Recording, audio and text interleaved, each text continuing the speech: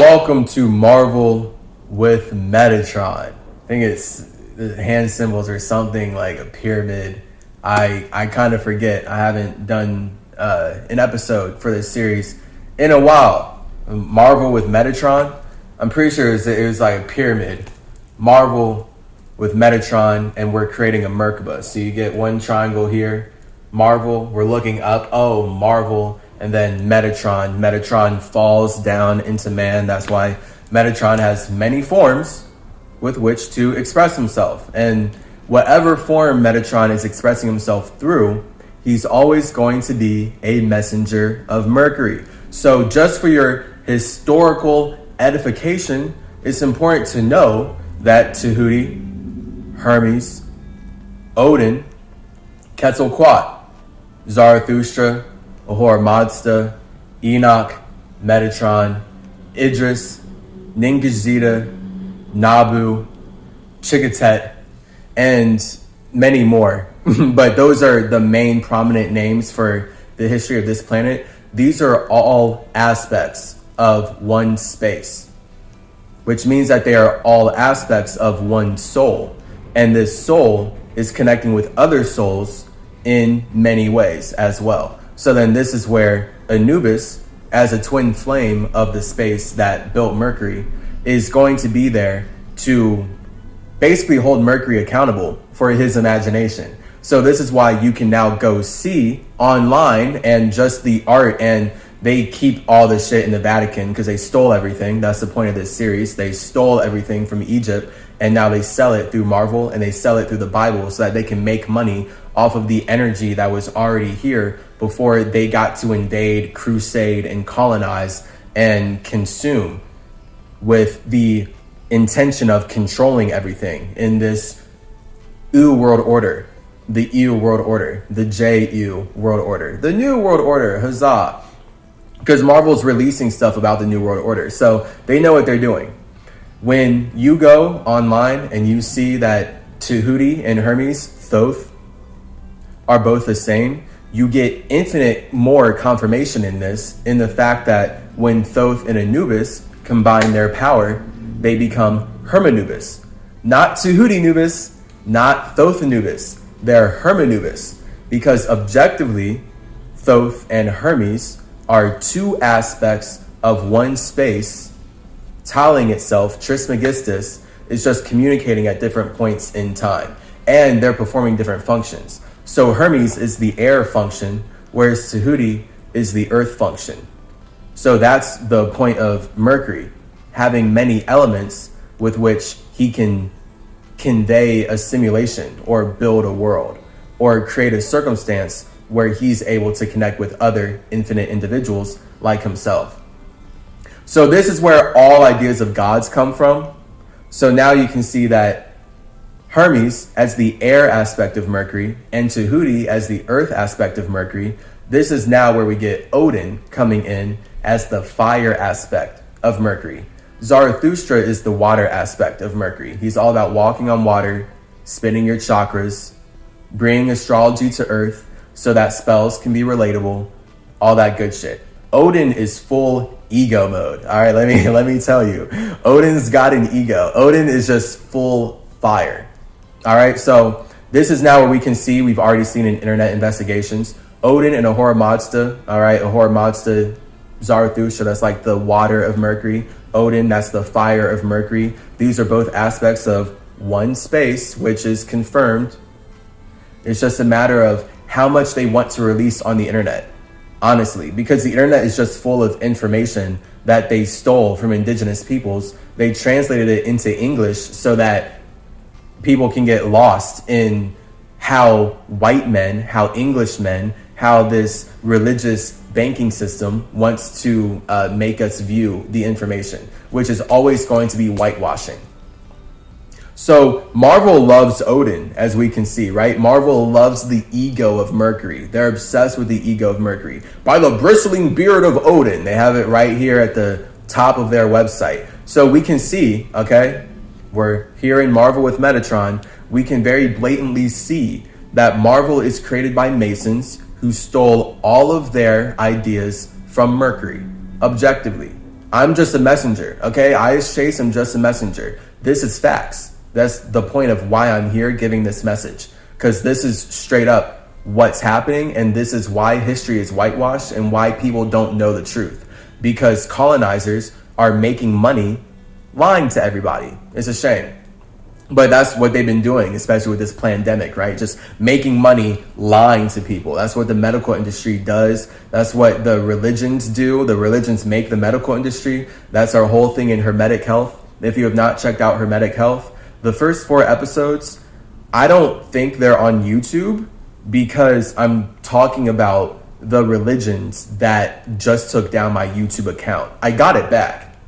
I got my account back. But they flexed them. They didn't even have to tell me why they took it down. They just did it. And hey, I mean, it was just a flex. It's a flex. And I stayed calm, but best believe my adrenaline was pumping. Like I was on the way to going to sleep when I got the email. Hey, CymaTree, we regret to inform you that we removed your YouTube account because you constantly violate community guidelines. And they didn't even have to tell me for what video. It was just gone. So luckily I appealed. I wrote a very nice message like, I don't know what you're talking about. And they gave it back. So this is what hell looks like. Especially to me as Mercury, hell looks like me not being in control of my own structure. So hell is when I hop up here on the internet and I'm constantly putting in energy to a system that steals from me. I'm constantly serving a structure that doesn't serve me. I'm supporting white people that don't support me, an indigenous man, my indigenous culture. They don't support me. We support them. That's the whole history of the Americas. Us as indigenous peoples, we support the white people, the Europeans, the Jewish Christian colonizers who are crusading into our space because we have so much love to give.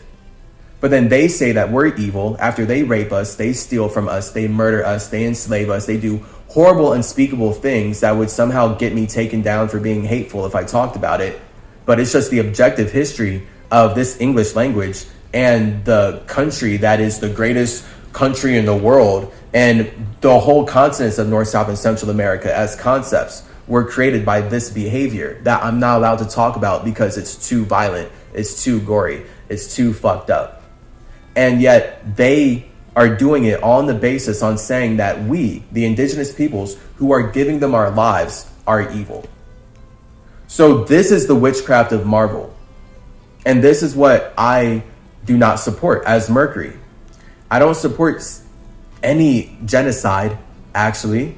I don't support any slavery, actually. So when you see the one true God coming to Abraham, making a pact with him, hey, go use money to enslave people and mutilate their dicks. That's not Mercury. That's not Odin. That's not Tehuti. That's not Hermes. That's not Zoroaster. That's not Quetzalcoatl. That's not any of the messengers of Mercury. Best believe there's infinite messengers of Mercury. But this is the point, is that they have stolen all this history from indigenous peoples so that they can make money raping us, murdering us, enslaving us, and then lying about it and gaslighting us and telling us that we're the problem as we're the slaves that are forced to serve their system. And we don't get the benefits from it. So when you see Spider-Man, Quetzalcoatl, okay, you know that Spider-Man, Marvel's Spider-Man, is them stealing everything from Quetzalcoatl and being like, oh, he holds cities together? Well, this is our idea of what someone with superpowers should be if they hold a city together. And instead of it being Quetzalcoatl teaching you how to be happy alone and how to build structures that let you share your gifts with other people, it's supposed to be Spider-Man taking on the responsibility of holding together a white supremacist system that won't even give him a place to live, that won't pay him for his work, where the police shoot at him after he does their jobs. So again, this is Marvel, this is the Masons objectively talking about themselves in their comics. And they get you to worship that. They get us to support that by buying these comics and buying into these stories. Like, oh yeah, Spider-Man getting shot at by the police, he's the underdog. Oh yeah, Spider-Man being poor, that's so relatable because I'm poor too. I guess it's okay that we're all poor. No. The only reason people are poor is because the Masons, who stole everything from Quetzalcoatl, stole everything from indigenous peoples, are weaponizing the math that they stole from Metatron so that they can make money off of slavery. Objectively. It's so horrifying because their rationale for slavery is very scary and never ending. If you feel like you can take a number value and put it on someone's life, then there's no limit to how evil you'll be to them and say that you're building God's world. And that's all white people have been doing for, 2,000 years. That's all the religious people, the religious banking system, the European matrix that wants to make money off of manipulating all the men in Asia, Africa, and America have been doing, is stealing from us and weaponizing our own energy against us. So this is why we have the weekday schedules. it's so funny that it's a weekday. I'm sorry, I'm just laughing at that. Like, can we go? Oh my God, a strong day schedule. Jeez, but nah, we live in weeks. Every week, we grow weaker. This is all Masonic witchcraft. And they have to weaponize Sunday, Moon Day, Mars Day, and Mercury Day. You got Mercury Day, Spider-Man Day right there in the middle, holding these 3 days together, and then holding Jupiter, Venus, and Saturn on the other side. So that's really Jesus on the cross, is Mercury sacrificing his individuality to hold astrology together, to hold the metaverse together, actually. That's where they stole the idea of Jesus. Actually, they stole it from the metaverse. They stole it from the teachings and the wisdom that Mercury sacrifices himself on the cross so that he can hold simulations together that allow individuals outside of himself to play and have fun. So now everyone can ignorantly go about their life because Mercury does the hard shit that no one wants to really see, no one wants to look at. So they stole all this shit from Mercury, and it's important that you know that Odin is the ego of Mercury. So this means he's the fire of Mercury. So again, Hermes and Odin, same space. It's just different elemental properties. So let's see what Marvel's saying. I'm an old man. They're quoting Odin Borson. Earth 616, that's supposed to be our Earth, or the most relatable Earth. But so, our Earth, right? I'm an old man, foolish and fond and quick with my temper. Ego, right? But the point is, he's wise about his own ego. There are times I show little wisdom, and yet, here is wisdom. The strange wisdom of the world tree I gave this eye to. So he's talking about Yggdrasil, which is, a metaphor on Mercury. So he, as a messenger of Mercury, as the ego of Mercury, is literally called away to plant trees out in the middle of nowhere. So Odin is still planting trees out in the middle of nowhere so that spirits can expand and spirits can grow.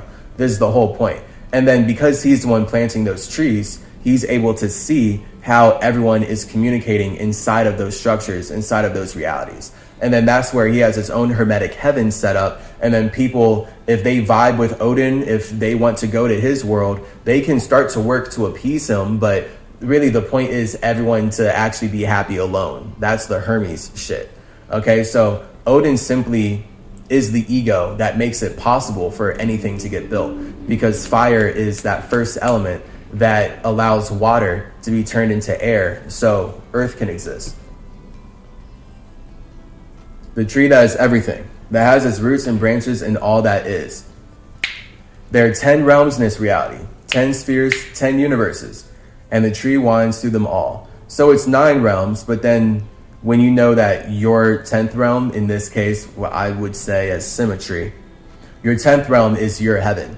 So the 9 realms, great, 9 dimensions. The 10th dimension is realizing that you can be happy alone. And then that's where you have infinite space to express your imagination when you're happy alone, because that's your 1 is your ego, your 0 is your space. Once your space supports your ego, you have infinite room to express your ego.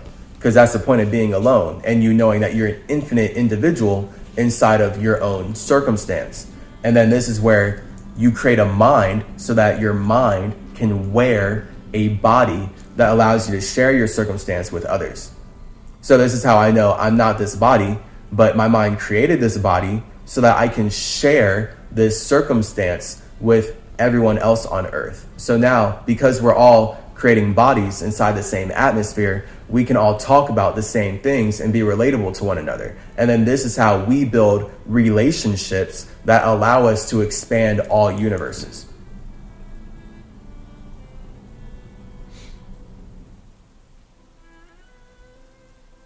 Through every star and planet, every hero and villain, every life, every story, I am Odin Borson, who built the world from corpse meat. So again, Odin built the world from nothing. Odin did not create the world from murdering anything outside of himself. He created the world by projecting out fire and turning that fire into fractal type geometry that is able to condense into hardened geometry. So that's literally fire, water, air, earth. And that fire is like the fractal triangle that starts to get rounded out by water so that air can actually be an atmosphere. And then from here, once we have the atmosphere of air, now we're blocking out bones, right? We're blocking out muscles. We're blocking out bodies. But they're trying to say, no, there's already bodies. Someone else already did that. He came along, murdered them, and transformed them into a new world. That's Mason shit. That's Mason shit. No one's saying that there wasn't killing in the universe, because I mean, people gotta die. You know, like when people are doing fucked up shit, or like there's warfare, spiritual warfare is very real. So yeah, I mean, monsters get vanquished, lots of battles happen, but really Odin is actually the god of peace. So Odin as the god of war, the paradox with Odin is that he goes to war on war. That's why Mercury is holding everything together. Mercury sacrifices his individuality on the cross so that everyone else can have peace. And then that's the point of Mercury working as Spider-Man behind the scenes to hold any matrix together.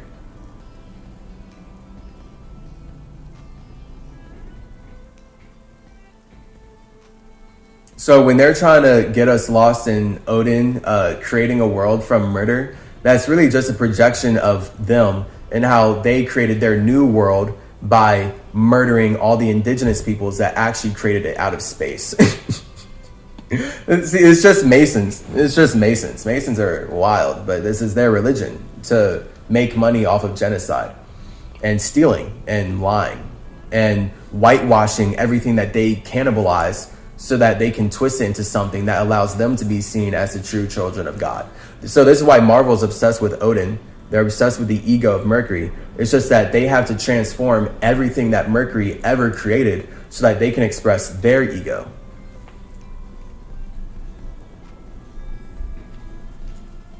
I am Odin One Eye, and sometimes my one eye is open. But above all, I am Odin Allfather. I'm the one who speaks for the tree. Look at that. I can't avoid being symmetry. So even Odin was on his symmetry shit because it's all my space expressing itself just through different elements and different languages and different forms, basically. But I am always the same soul, and my soul is always expanding based on the relationships that I am choosing to build. And then that's the whole point of having family. That's the whole point of having families. So think about how your body itself is created by families of cells that are choosing to build with one another to support you. Odin Borson, the Allfather, is king of Asgard and protector of the 10 realms. See? It's 9 realms. So 10 realms is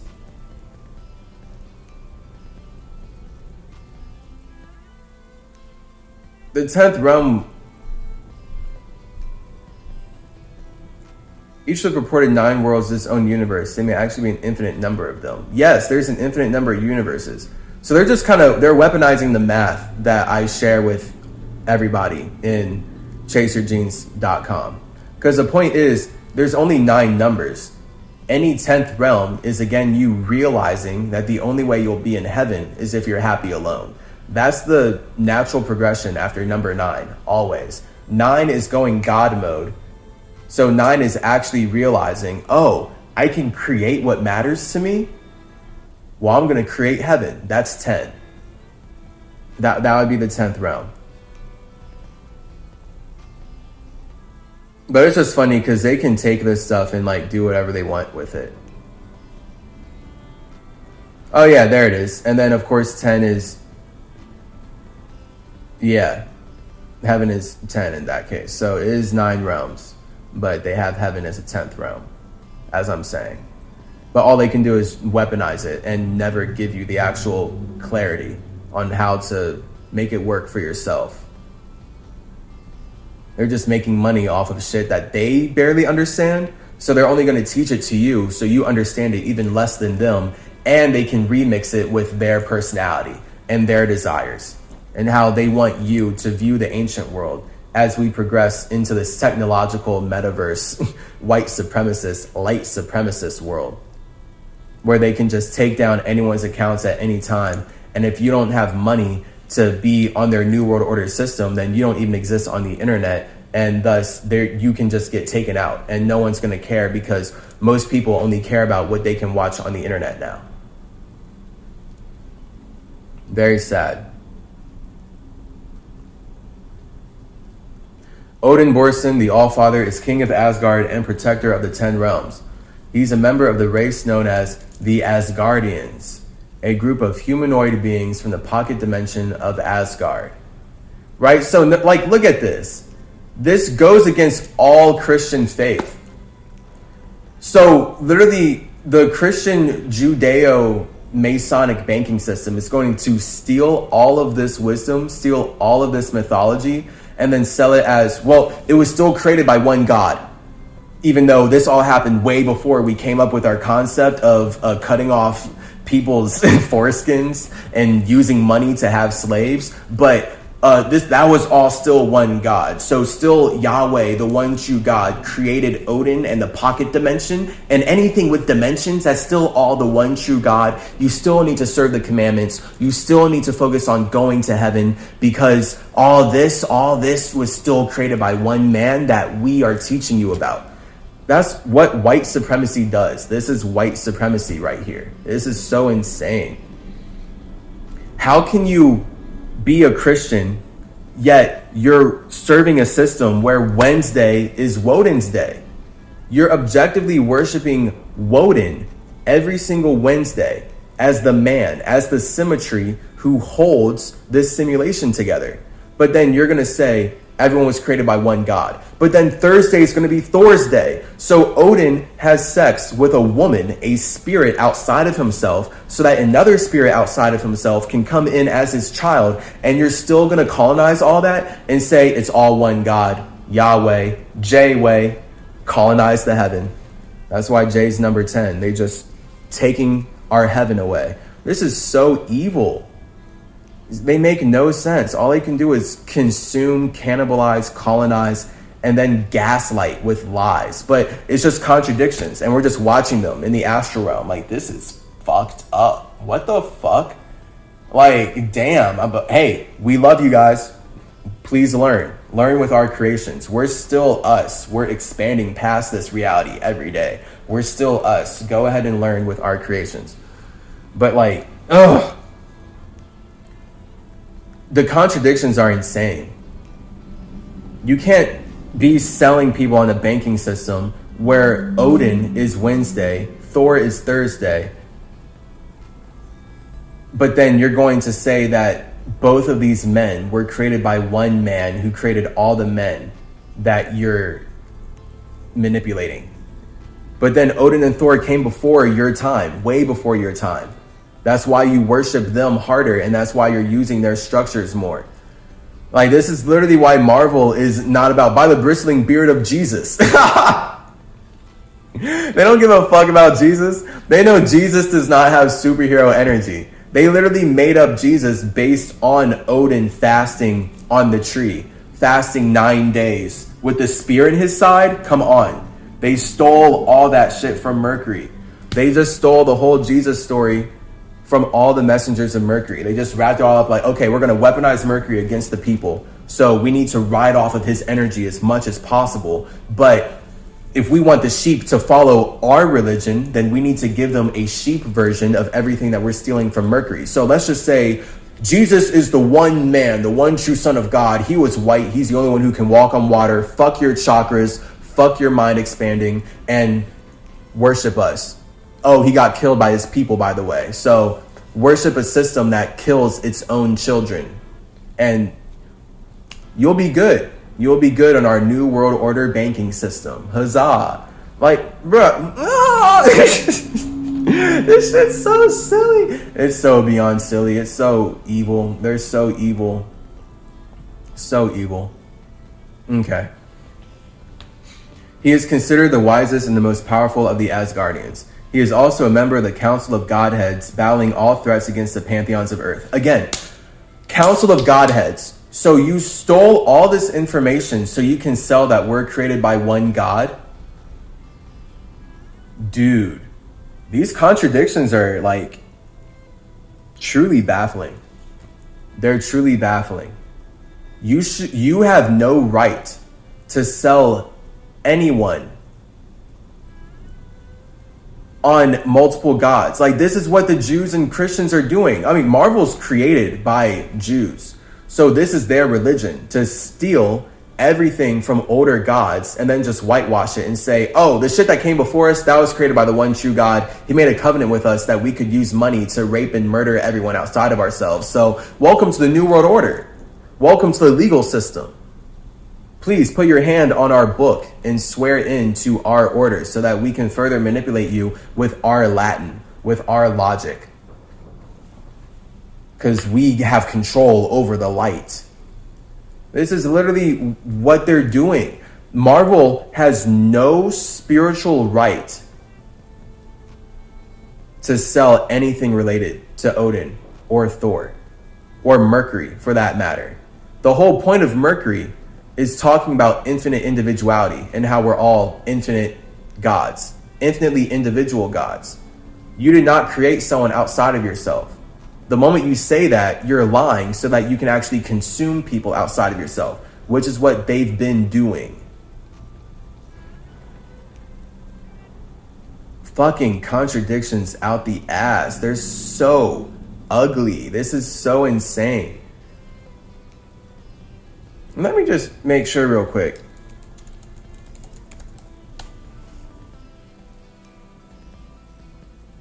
Martin Goodman. Okay. Martian Goodman. And it's so funny. Oh, I've looked this up before. Good. Oh, but I never clicked on anything. So I looked it up before, but I didn't follow through. So I guess because I was waiting to do it on screen. Look, that's funny. Oh, this is like another episode. But we're already here. Jew of the Week, comic books. What do Batman, Spider-Man, and Superman have in common? The now ubiquitous superhero comic book was originally a product of poor Jewish immigrants to America. So this is proving my point. So this is literally the Jews using the banking system to appear white while selling themselves as black. So they're selling themselves as slaves of their own system, just like Jesus, the one true super Jew, got killed by his own government and his own people so that everyone else can follow that behavior.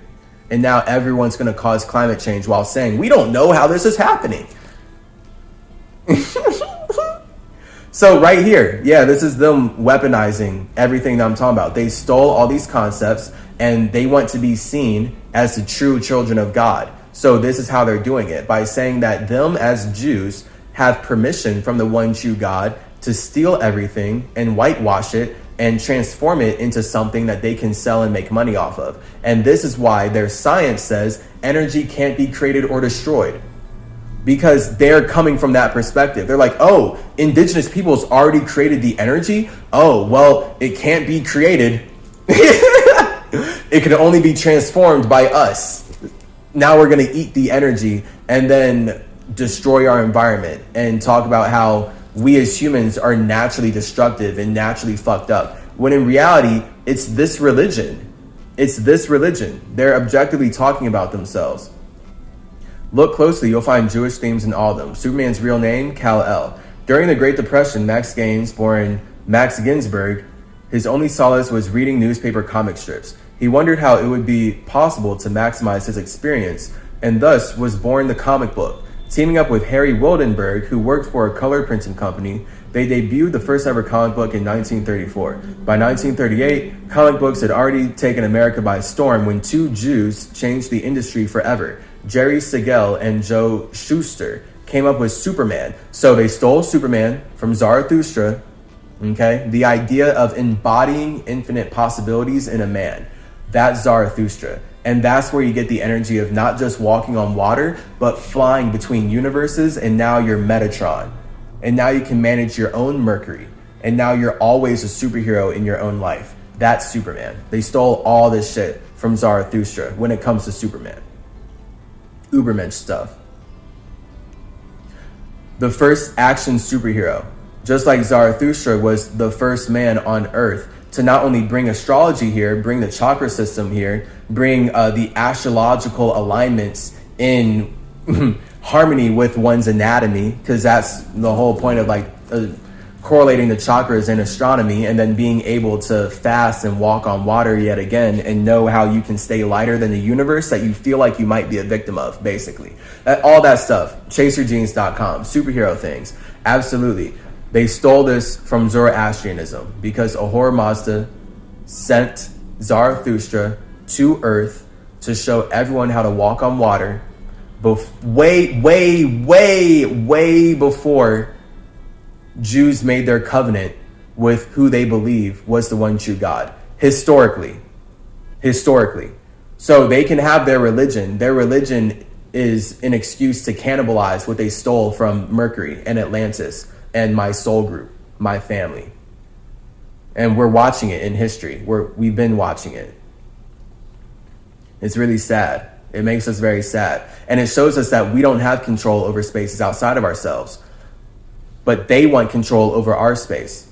They want control over all the spaces outside of themselves. That's the point of their religion, saying that we were all created by one man that gave them permission to circumcise us against our will. So now they traumatize all the baby boys that they enslave on the banking system because it's their religion. The one true man told them that they can rape everyone and make money off of that. That's why we have a new world order, and that's why they've made these superheroes. And they sell it like they're victims of their own system, when they're the ones who are cutting me down out of all my accounts and hindering me and stealing from me and using my knowledge to hurt people when I only ever want to help people. It makes me really, really sad. All right. In 1939, Bob Kahn, who became Bob Kane in America, and Bill Finger, a poor Jew from Colorado, brought Batman to the world, stolen from indigenous peoples. In 1941, Jacob Carlsberg, I'm trying to remember, like, Batman, his name it started with a C.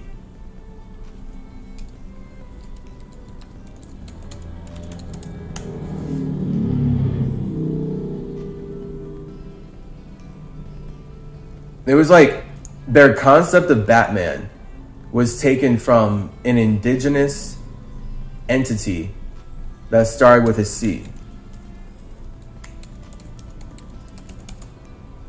Law is spelling that, funnily. There we go. Camazotz. Here it is. Literally, they stole Batman from Mesoamerica. From Quetzalcoatl and his family. From Tehuti and his family. From Hermes and his family. When you know that Tehuti and Hermes come together to become Quetzalcoatl, now you can see historically why Tehuti and Anubis are also Quetzalcoatl and Zalot when they're coming over from Egypt to Mesoamerica. Same spaces, just different aspects of their elements and thus different names. But everyone knows that we're building upon the same soul. So everyone has their own soul that they're building upon. Just like you're building upon your own soul by living your whole life. So everyone in your life they all have their own souls, And there's someone that you're synchronistically connected to in this reality, because you're figuring out whether you want to continue building a life with them into the future or not. So yeah, Camazotz, meaning death bat in the Quiche Mayan language of Guatemala, originated deep in Mesoamerican mythology as a dangerous cave-dwelling bat creature. A cult following for the creature began amongst the Zapotec Indians of Oaxaca, Mexico, and the figure was later adopted. Oh, an ad. Yeah, give it to me. Give it to me. Make that money. Later adopted into the pantheon of the Maya Quiche tribe, and the legends of the bat god were later recorded in Maya literature. So, they objectively stole Batman from Camazotz, but the whole point is they're using this Camazotz energy to sell a Mason military man. So that's why Batman, he doesn't actually use his money to help anyone in his city. He uses his money to dress up as Camazotz so that he can get his rocks off beating people up who are in need. And now, like, that's becoming the joke of Batman, that he's actually the ultimate villain who's not using his resources to help anyone in a sustainable way. He's using his costume. He's using all of his money to go out and beat people up who are so poor that they're resorting to doing criminal activities that he's never had to resort to because he's always been rich. So now he goes out to be a criminal, but him being a criminal to people is not being a criminal because they were criminals first. So this is all Jewish witchcraft. This is all Jewish witchcraft that Masons are using. They're weaponizing Camazotz energy so that they can sell the military. Literally, that's all Batman is, a military man who justifies spreading genocide against people who are actually victims of a banking system that he's a victor in. Shit's crazy. They're so horrifyingly evil. Bats are considered to be menacing creatures in many cultures. They are nocturnal and thus associated with the night, which is also often associated with death. Many common species also have a relatively bizarre appearance, which makes them all the more off-putting for humans. It doesn't help that there is a species that actually sucks blood, the vampire bat. And that's what they see in it. They see Batman as a vampire. So that's the whole point of Batman in his universe and how they sell Batman. That's why he doesn't kill the Joker, because he drinks the blood of his victims, and he needs victims if he's going to keep drinking blood. So if Batman created an environment where he could not prey on the fear of criminals anymore, he would not be satisfied as a Mason. They're objectively talking about themselves. They're objectively talking about how they drink our blood. That's what we can see in Hermetic Health, all right? Check out episode 4 of Hermetic Health. Really, check out episode 1 through 4. It's all about them drinking baby blood, really, and how they made it a religious practice to do so. All right, we're leaving that.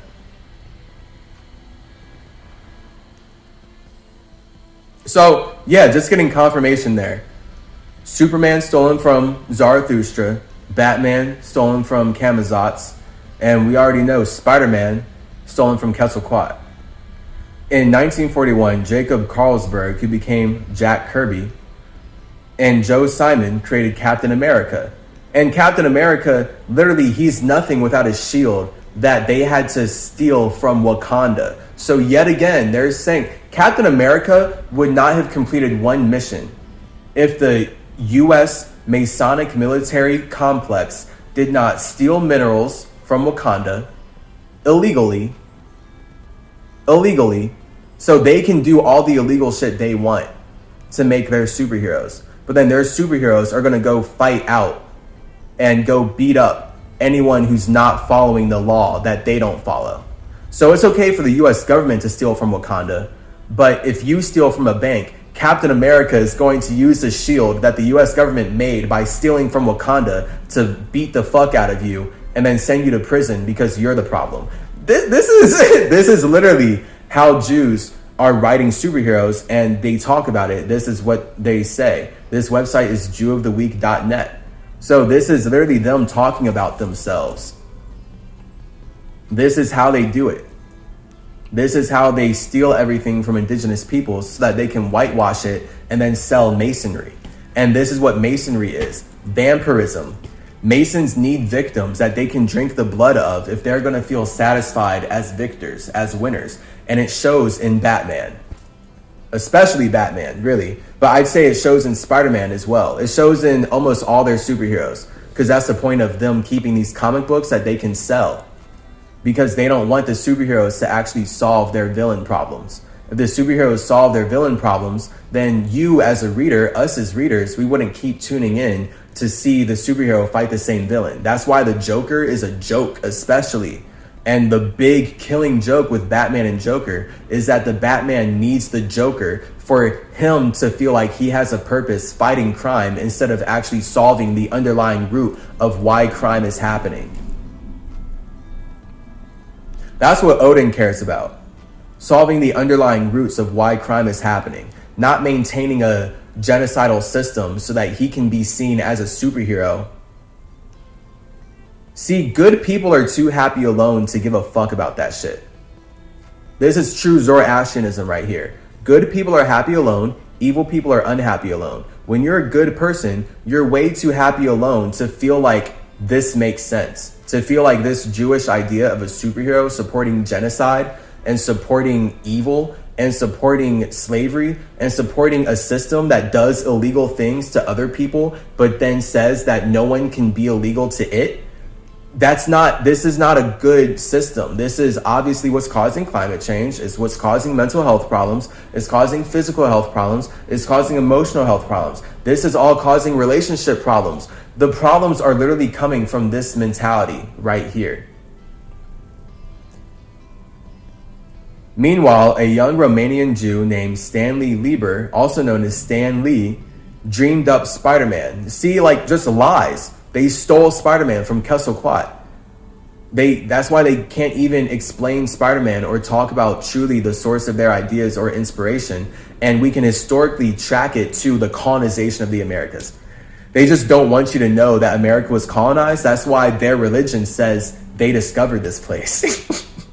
That's why their religion, they taught me growing up, hey, your ancestors weren't here. We discovered it. And then I had to be like, well, where am I from? We took you from Africa. We brought you from Africa because the one true God, the one true Yahweh told Abraham, he went into a covenant with Abraham that Abraham needs to use money to enslave you. And we need to then use money after we enslave you to circumcise you and teach you English and make you worship this God so we can drink your blood. You need to do this. And this is the world that Clarence Calloway has been in for the past 25 years. But this is not how America used to be. We let these Jews in so that they could teach us about themselves. And this is what they're doing. And now they're cutting down my accounts because I'm not even allowed to talk about what they did to eat my land. But they can talk about how I'm not good enough to have my own land. That's their whole religion. This is their whole system. Is to steal from me and tell me I'm not good enough to create a circumstance where I'm happy alone. And now they get to project everything that I need to do into me. And that's how slavery has been functioning in America, objectively. So yeah, dreamed up Spider-Man, the Hulk, Avengers, and the Fantastic Four, as well as X-Men, Thor, and Daredevil. Jew of the Week is literally saying that Stanley dreamed up Thor. Guys, girls, my G's, all my gangsters, all my great ones. The G is 7. So everyone here, everyone that's listening, everyone that's tuning, tapping into the root of the symmetry, you're all conscious G's because your G, 7th letter in dissected dialect, it represents you being great. And you know that you're great when you're separate from all other people, because true greatness is being happy alone with your spirit yet again, but that takes knowing that you're the only one who can experience and express your consciousness. I can't expect anyone else in the world to come up here and do these videos or build this business like I am, because they're not the same consciousness. They're not conscious of the same things that I am. They're just not. So it's my responsibility. Here's Spider-Man shit. They stole it from me. Great power comes great responsibility. If you have the power to express something that you're conscious of, then it's your responsibility to do so. This is now where we get white people saying, if you see something, say something, right? Great power comes great responsibility. So I have the power to talk about how all this stuff is stolen from my indigenous family because I can talk to spirits in the astral realm and have logical conversations with them consistently every day that is making my entire life make more sense. My whole life, I've known that I'm here to solve climate change and teach the true history of indigenous peoples. I just didn't know as a child how deep it was going to go day by day. If I was this aware coming in as a child or even going through high school or college, I would not have been relatable, right? My fire, that Odin shit would have been burning up everything around me. I would not have been enough in my water to absorb information and be cool about it. That's the only reason that I have a fucked up spine, because I was in my soul element, my water element of absorbing information in this world so I can relate with all of you, so that we can all relate and we can all make sense of what's going on. That's the whole point of now why my body's fucked up. Otherwise, if I came in here being aware of everything I was aware of, I very well would have found a way to never go to school and just invest in my health, invest in my body, invest in Mercury, and invest in teaching what I already know needs to be taught because it was stolen from me so that these problems could be commonplace. The only reason people are suffering health problems so commonly is because people don't fast and people don't know how to fast and how to do it in the right mindset.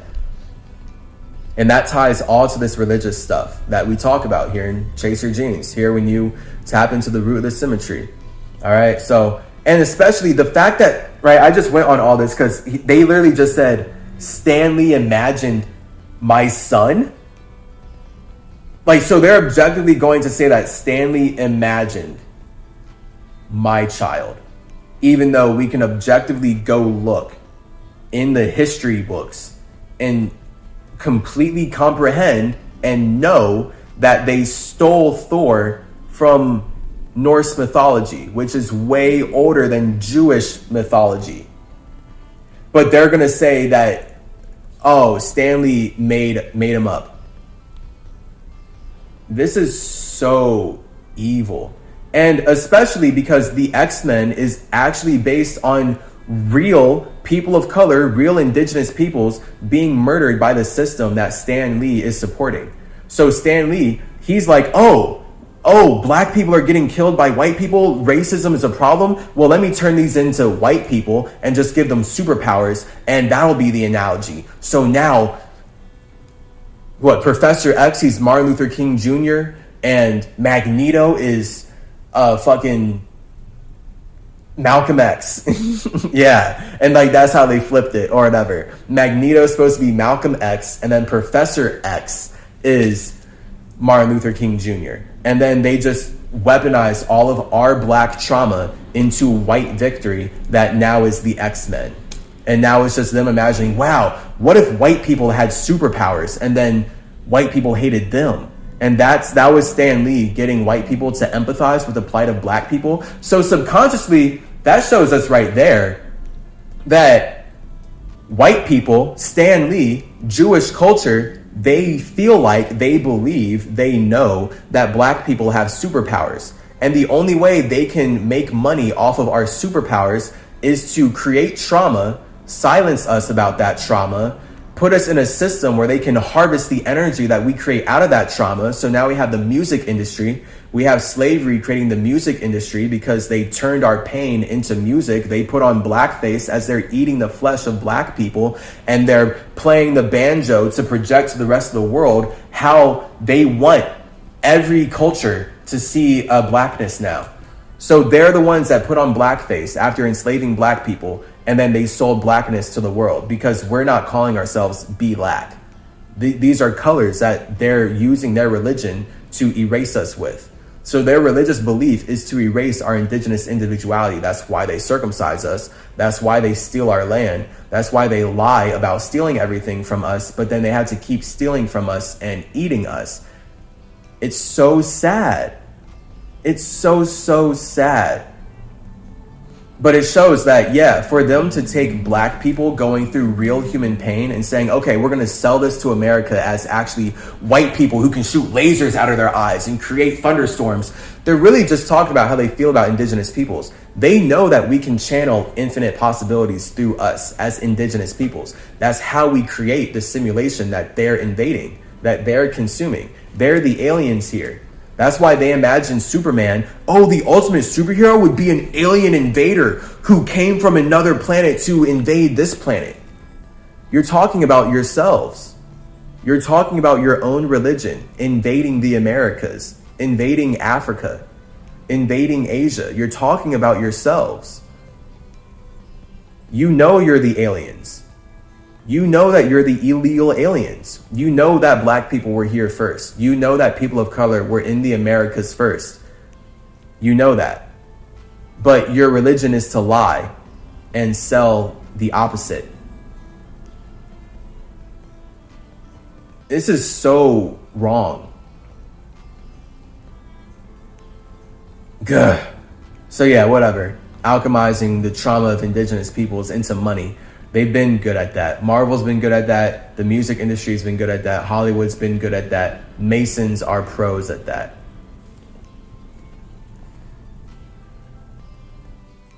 Propelling Marvel Comics, which was founded by Martin Goodman, from obscurity into a comics powerhouse. Okay, so Stan Lee pushed Marvel Comics into being the powerhouse, but it's all built by Jews. This whole point of this little aside from our Odin information is to confirm everything that I was just saying. So why the Jews? Will Eisner, the originator of Wonder Man, said it was nothing more than a rebranding of biblical heroes. We are people of the book. We are storytellers, essentially. Anyone who's exposed to Jewish culture, I think, walks away for the rest of his life with an instinct for telling stories. Cool. And all of your stories are stolen from the people that you lied to so that you could consume their land and not take responsibility for the actions afterwards.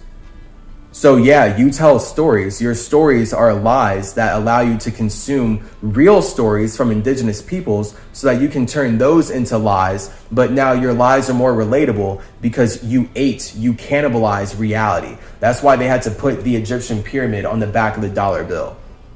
Because they had to cannibalize what Metatron already brought to Earth so that they could ride off of the frequency of Mercury, objectively. It's so silly. So yeah, all right, back to Odin. Right, so that was just us confirming that Marvel was created by the Jewish religion so that they could whitewash everything that they're consuming, everything that they're colonizing from indigenous peoples. We have the proof all here. Batman existed in Mesoamerica first, but they don't want anyone to know that because that's not the point of whitewashing history. The point of whitewashing history is never to share the truth. The opposite, we know. So, hey, that's why they want everyone in their Egyptian movies to be white.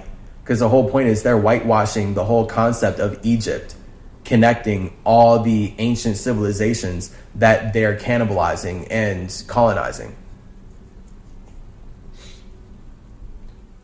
So let's check it out. Yeah, that's what just sent me on that whole thing too. Them being so contradictory in how they can steal everything from pantheons of infinite individuals in the ancient world where everyone's like, oh, here's our gods, infinite gods. And they're saying, well, there's only one true God. So now we're going to steal everything from older gods and say that they don't really matter, but they matter so much. We're going to build all of our entertainment off of them. Clearly, they're weaponizing energy that was more relatable in this universe than their energy. And they had to build their white supremacist energy out of cannibalizing the indigenous energy that they consumed, that they stole. It's all simple and it's all here. And this is the basic history of Europe making America great. Literally. Odin is a name that is respected and feared throughout the universe. He is a son of Bor, then Besla, brother of Vili, Ve, Kol, and husband of Freya. He has fathered many children such as Vidar, Balder, and of course the mighty Thor, his son and heir. He hoped to bring peace to all the realms, and during one of the great battle against the frost giants of Jotunheim, he defeated their leader, Lothi. In the process, he found his abandoned son Loki and adopted him as his own, and hoped he would one day bring peace to their two realms. When Loki learned the truth, he grew resentful, turning of his adopted father, hoping to usurp his throne. Great. History. Origin. As with other Asgards born after Buri, Odin and his pantheon have undergone several reincarnations over the millennia. Just changing shit up. They just change what they want. Odin, the Allfather's true origin, was shrouded in mystery, often only delivered in short stories by Odin himself. Odin was presumed to be the son of Bor, son of Buri, the first Aesir, and Besla, a giantess. Bor and Besla had three other sons, Kol, Vili, and Ve. Odin, Vili, and Ve bested Ymir, the frost giant, constructing the cosmos from Ymir's corpse. Together, the three brothers established Asgard, which became the home of the gods. See, no. Odin literally goes to war on war. So you're not going to catch Odin killing something that was already created so that he can create something else. Wrong. So this is just them selling Masonic concepts through Odin. Odin once battled an unbelievably powerful cosmic storm called the God Tempest. Again, this is not to say that beasts were not killed in worlds already, but Odin is not creating a world out of killing something that was already created. Odin would just create with creative individuals, and that's how the creation's gonna expand. It's not going to be created by consuming what someone else created, as if, because it really, you have to think about it from an actual artist standpoint. Why would we, as spirits of Mercury and Atlantis, think that consuming the creation of something outside of ourselves is going to be more creative than actually just expressing our imaginations together and making that relatable? Now, from there, we can get monsters because we will create the platform where people can invade our world. That's the point of Odin creating the CymaTree. He created a platform where people can invade his world, and now Odin can prove to himself that he's not alone in the universe. He's not alone in the metaverse. That's the point. They just sell it as ultimate violence, and they want you to worship war. They want us all to worship the idea of murdering people to get our way, because that's what they had to do to manifest their new world order. So again, they're weaponizing the truth to sell lies. So they can steal the truth and use it to sell whatever lie they want. Now that lie is a new truth. And that's how this Marvel has been running. That's how the Bible has been running. That's how Masons have been running. So again, there's a lot of truth in here. That's the point. It's relatable, but they had to use it to sell a lie. So now we're decolonizing all the lies.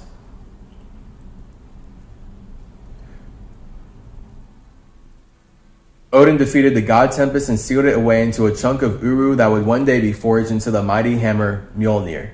Fun. Stone Age. See, 1 million BC. Just throw numbers out. At some point, Odin went to Midgard, which was called Ashenheim at the time, Asenheim, and created the humans. Bor was ill-pleased and afflicted them with suffering. Your spine is your caduceus. If you want to learn about how your spine is your caduceus and how your spine connects with the health of your teeth and your overall skeleton, chasergenes.com. Initially struggling to control Mjolnir, Odin befriended a number of mystically empowered prehistoric humans, forming the Stone Age Avengers to defend Earth from threats like the out-of-control Celestial known as the Fallen. Odin wanted to nail the Fallen's corpse to the moon as a warning to other Celestials, but instead he and the Avengers sealed the fallen in an underground chamber in the modern-day country of South Africa. He entered into a romantic relationship with his comrade, Lady Phoenix, who survived for longer than any of their comrades. So this is literally just them taking the name Odin and using it to sell made-up Marvel shit. And we're just kind of reading through this basically because it's so much of them weaponizing truths to sell lies that this video would get too long to start getting into too many details. So we're documenting what they're saying.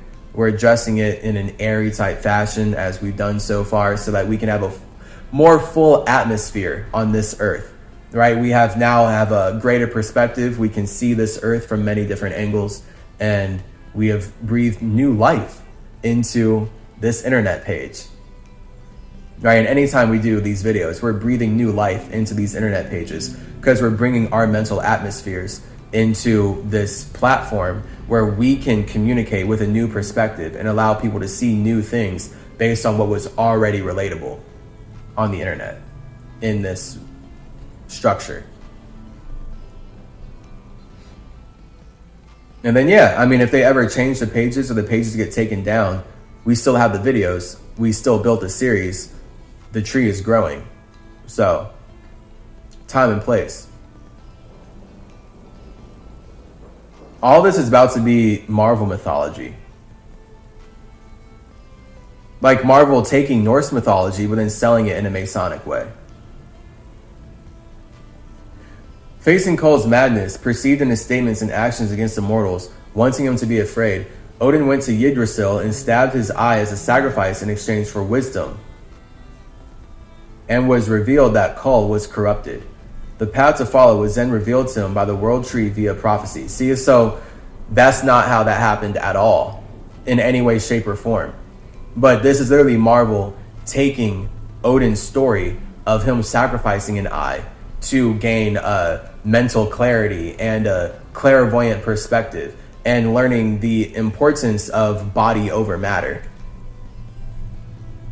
They're going to take that and sell it as this Masonic Martian shit. It's just a bunch of Masonic Martian shit, really. That's why I call Marvel Marsvale. Or Marsville, but they mar the veil. So it's Marsville. It's literally where Mars lives. And then the only way that Mars can push their New World Order is by marring the veil. And so now they're going to confuse everyone about the truth because that's how they can make money off of confusion. And this is the whole point of their religion. So they are claiming that the one true God made everything, but they're claiming that way after all the events that they actually worship in Norse mythology and all of these events that they actually weaponize against people in Norse mythology. Odin is Wednesday, Thor is Thursday, Freya is Friday. Friday, Freya Day, Venus, love, Odin, Freya, they're in love. They made Thor. This is a Norse mythology week. This whole week is just Norse mythology. But then the people who claim that we're all created by the one true God that came way after, they're literally saying millions of years after the fact. Or even at least a million years. Many hundreds of thousands of years after the fact. And I'm just trying to make it with their numbers. Either way, they're contradicting themselves in their own stories. And they have no right to be selling anything related with Mercury or Atlantis underneath this white supremacist lie of all of us being created by their man that came way after the fact. And again, their one true God describes himself in his covenant to Abraham, not as grateful, not as friendly, not as kind, not as generous, jealous. So he's objectively saying that Yahweh is jealous of Odin, because the only way that you can be jealous is if there are other gods that have things that you want. So Odin gave Yahweh this weekday structure. Odin gave Yahweh all this shit that Marvel is using to make money. Odin gave it up. Odin sacrificed it because it's part of the spiritual warfare. It's just part of the spiritual warfare. It's simply part of the spiritual warfare of letting other people use your creations to learn about their own creator. So this is Jews learning about their creator. They're saying that the one true God is a jealous God, and he created everything that they're stealing from the creators that they're jealous of. And this is why they use money to rape people and spread genocide and do horrible atrocities. This is crazy, man. But this is their system, all because we are letting them learn. And we learn about ourselves the more we let them learn. So when they're learning about themselves in a world that we've given to them, we're also learning about ourselves, because we know that we're not them. But we know that we built the world to connect with one another. But if they're going to be here like, we don't know how the world works, that's because they're the invaders. They're the alien invaders, and we let them into our land because we are actually that loving. But people who don't love themselves are only going to project hate onto you, and now they're going to use the love you have for yourself to make money for themselves, because their idea of loving themselves is actually hating you as they eat you. Again, that's why slavery is a thing. Water's a move right now.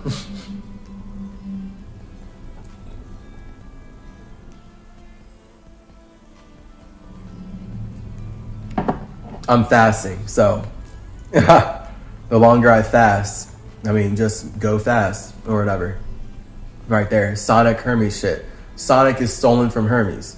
So when you see Sonic, like, gotta go fast, gotta go fast, gotta go faster, Sonic X. That's, just translate that as Hermes telling you, oh, you got health problems? Oh, you want to connect with God? Oh, you want to travel to other universes? Gotta go fast. Gotta go fast. Gotta go faster. All that. Comedy. All right.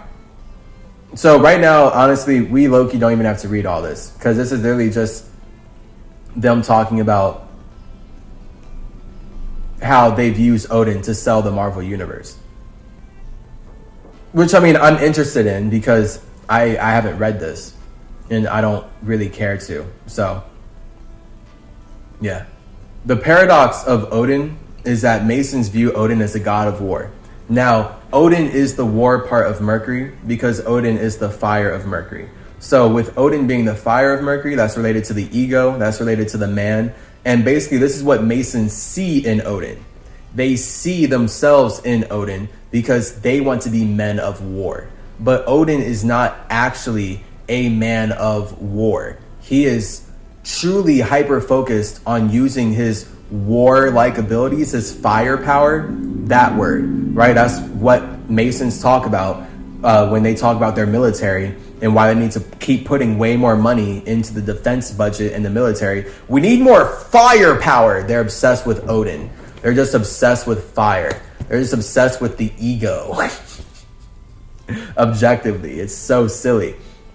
So instead of investing his firepower into fighting other people, Odin likes to invest his firepower into building simulations where people can fight themselves.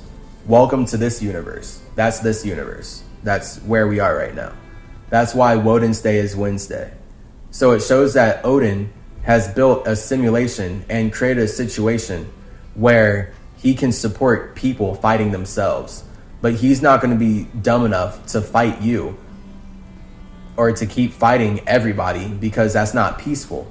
That's not Avatar state. That's not how you have spiritual balance inside of your circumstance. If you keep fighting people outside of yourself, you're going to enjoy chaos because you're not happy alone. You see that? So again, Odin being an actually good person, he's happy alone. So yeah, he'll fight people based on if it's like really called for. That's where Odin is a god of war. He's good at going to war, but it's always from the space of being happy alone, not from the space of feeling like one needs to conquer someone else or go to a space outside of himself. He's already cultivating his own circumstance. He can already expand the cosmos with his family. He doesn't need to hurt other people. He definitely doesn't want to hurt other people. So if it's necessary to hurt other people, that's because God, the infinite all possibilities of whatever circumstance he's a part of, needs him to hurt people. So then this is where you get the idea of, oh, okay, God is using me as a vessel to teach this person a lesson. I have to. I didn't want them to cross this boundary and invade my land. I didn't want them to cross this boundary and hurt my family. But because they did, God is now going to use me as a vessel to remove them from this universe. And then from there, yeah, I mean, it's easy to kill people. Like when you're viewing it like that, killing people is really easy. And that's why this religious system, this Judeo-Masonic system, finds it so easy to use hitmen and use money to kill people. That's why they find it so easy to use money to spread rape, genocide, and horrible atrocities, because they believe that God is using them as a conduit to separate everyone that they want to ethnically cleanse the world of. These are the people who made Marvel, the people who made Masonry.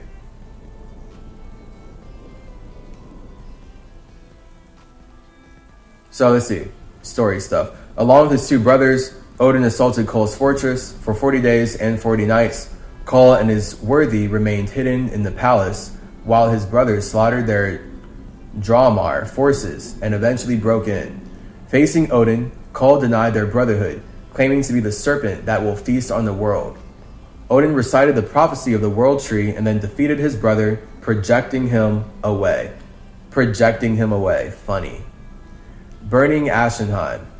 Odin then slaughtered the people of Ashenheim, raising and renaming it Midgard, for that no god would ever live there again. See, this is literally Marvel just taking the fact that Odin is the war part of Mercury and then projecting themselves into it and saying that he enacts genocide on other people. He goes out and kills lands of people who are alone, who are happy alone. This is not spiritual. He's like, this is not spiritual. This is not spiritual. That is not at all a spiritual way to live life or operate in existence of anywhere. So this is Masonic. It's just them taking Odin and selling masonry in his name. Leading his armies, he destroyed the realm, assaulting the fortress of the mortals and killing every single one of them. Billions of mortals tainted by the serpent's sickness. Odin was known then as a usurper, or the destroyer. He erased the memory of his brother and became the Allfather, trying to rule with patience and compassion, unlike Kol, and trying to escape the world tree prophecy. See, like all made up Mason shit. They just want to make money off of lying. But they have to use the truth. They have to use the true lives of individuals that they've colonized to make their lies relatable. Live and lie. Same frequency. It's so weird. Like just this language, they literally view life as a lie.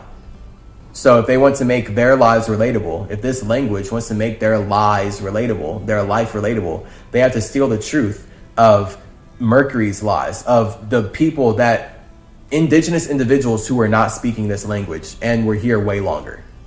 So this is how they're erasing us. They're saying that our lives are lies that they can make money off of. But really, they're using our truth to sell their lies. And that's why we have decolonization. Rainbow. Q rainbow. Decolonization.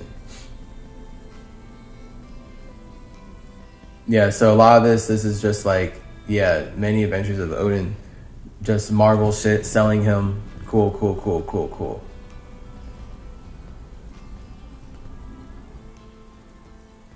Do I read it? Council of Godheads. Odin eventually learned of the coming of the third host of the Celestials, alien beings of inconceivable power who had influenced the evolution of the Earth's human race and intended to judge humanity's worthiness to survive when the fourth host came. So this is literally, that's all Masonic. This is all them talking about how everyone in the universe is just waiting to be judged by someone outside of themselves. And then that's going to change the world. What? At that point, you're just talking about Mercury judging you. But and for their own perspective, they're saying, no, our true God is judging us and all of you. What is this? This is so silly. They're truly horrified of being judged. They're horrified of being judged. And then that's where they're trying to say only the one true God can judge us. And because we do everything he tells us to do, we never have to take responsibility for our sins. That's the whole point of their religions, saying that they're not responsible for their sins because they follow the one true God. So now everyone that they sin against is actually evil because they weren't following the God that gave Abraham permission to sin. Dude. Insane. Odin had contacted Zeus, ruler of the Olympian gods, during a conflict between the Asgardians and the Olympians, to which the two of them had to put a quick end. The two monarchs then met with the ruling gods of Earth's other pantheons, to set a course of action. This group of the ruling gods of Earth later became known as a council of godheads. Odin, Zeus, and Vishnu, fun, the preserver of the Hindu gods. So look at them. These are Jews. So literally, we just confirmed that Marvel is an entire Jewish operation, and it is this religion, it is this family of people that have taken it upon themselves to steal the creations of other gods and then make a joke out of everybody. And this is how they make money, by making jokes out of everybody, but saying that they're the only ones who can make the joke. They're the only ones that can even talk about themselves. But if I hop up here, if anyone else hops up here on the internet and they say these things too much, they have algorithms to make sure that I get cut down, to make sure that people who talk about them get cut down. But they get to tell us who we are. They get to force this technology into my world, but I'm not allowed to use this technology to talk about the world because I'm getting cut down. These are the people. This is so wild. They have no right to sell these ideas and to have been doing this for so long. They have no right at all. It's so evil. All right, whatever. The contradictions are massive. Acting on behalf of Earth's gods, Odin, Zeus, and Vishnu agreed to their terms, but Odin already began making plans for the fourth host, which would arrive about a millennium later. He constructed a suit of armor with nearly invincible powers called the Destroyer Armor. So he was Iron Man way before Iron Man, and transformed the ring of the Nebelung into the Destroyer's armor. Frigga and the other leading goddesses of Earth's pantheons took charge of finding Earth's human beings who were as close to genetic perfection as possible over these centuries. Modern age. At one point, Odin decided that it was time for his son Thor to learn humility.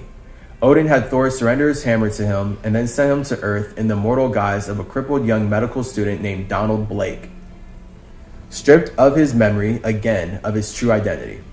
As Blake, Thor learned the value of humble perseverance in dealing with his injured leg, and he came to care for the sick and dying, first as a medical student and later as a successful physician. So this is them weaponizing the fact that all of us as gods, we use our own soul to kill our ego so that we can create a mind that is able to have a human experience. So that's how I'm talking right now, or being relatable as Chase Clarence Calloway, tripling my C, Trismegistus, right now. The only way that I could do that is because I chose to kill the memory that I had before I was born so that I could be in a soul state of simply absorbing all the information after coming into a new atmosphere. And from there, my mind can expand based on where I'm coming from. And now I can start to relate where I'm coming from into the atmosphere that I'm in based on how my soul has amassed information. So that was, again, the past 25 years of life where I went through all this grade schooling, high schooling, college. I traveled to Africa. I traveled to South America. I've traveled places in the world. I've done my thing. I've been through a bunch of experiences. I've been through a lot of experiences at conventions specifically. I've grown up. I've gone through a lot of very adult things. Let's leave that here. I've gone through very, very adult things at conventions at a very young age. So me being 25, I've been forced to grow up because I've dealt with people who are older than me, projecting things at me and into my space. And I've been dealing with the projections of others, knowing that I'm not alone in the universe. So for people to say that we are all alone in the universe is a paradox. The fact that, like, you can't say we're alone in the universe when you and I are talking. So it's just always like, that's a Jewish mentality of looking for someone outside of yourself. Like, yeah, but an alien, another form, like, okay, but you're the alien if you're thinking like that. You're the You're the non-indigenous person. You're the alien who did not build this world. You invaded this world. So now when you invade this world, you want everyone who builds this world to look out and think about other invaders. Because this is how you invade. And this is what Marvel's been doing. This is now why you can see this in the Marvel universe. The first Avengers threat was what? An alien invasion. So these aliens who are invading our lands, and now they're calling indigenous peoples illegal aliens because they're weaponizing the law against us. Now we're illegal aliens in our own land. They're the ones who had to do all the illegal things to take our land and force us to learn English in the first place. Come on. Come on. So that's the alien mentality. And yeah, the whole point of you having a human experience is that you fell from your personal Asgard. So think of your personal Asgard as your heaven, but the heaven that allows you to share your space with your family. That's your personal Asgard. And then from there, if you want to fall into a more humble state, if you want to get out of your ego, then you're going to come into a world like this.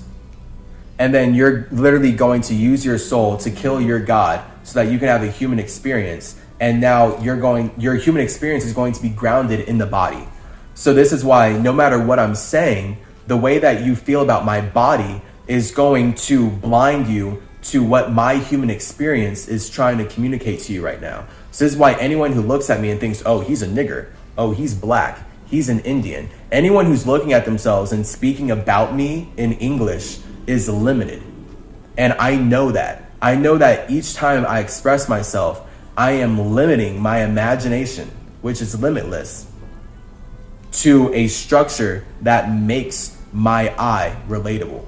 That's the point of me building the symmetry here, bringing Mercury to Earth. So now you know why you're having a human experience, because you're going through the same process that they're talking about Thor is going through. Just the whole value of humble perseverance. That's a big part of the human experience. Because when you're in your ego, everything's instant gratification. You are infinitely successful at any moment, and life is light. That's fire. Your life is light. When you're in your ego, when you're in your fire, everything's just easy. It's light, boom, boom, boom, it's instant. But the whole point of killing your ego and having a human experience is to learn that everything can't be instant.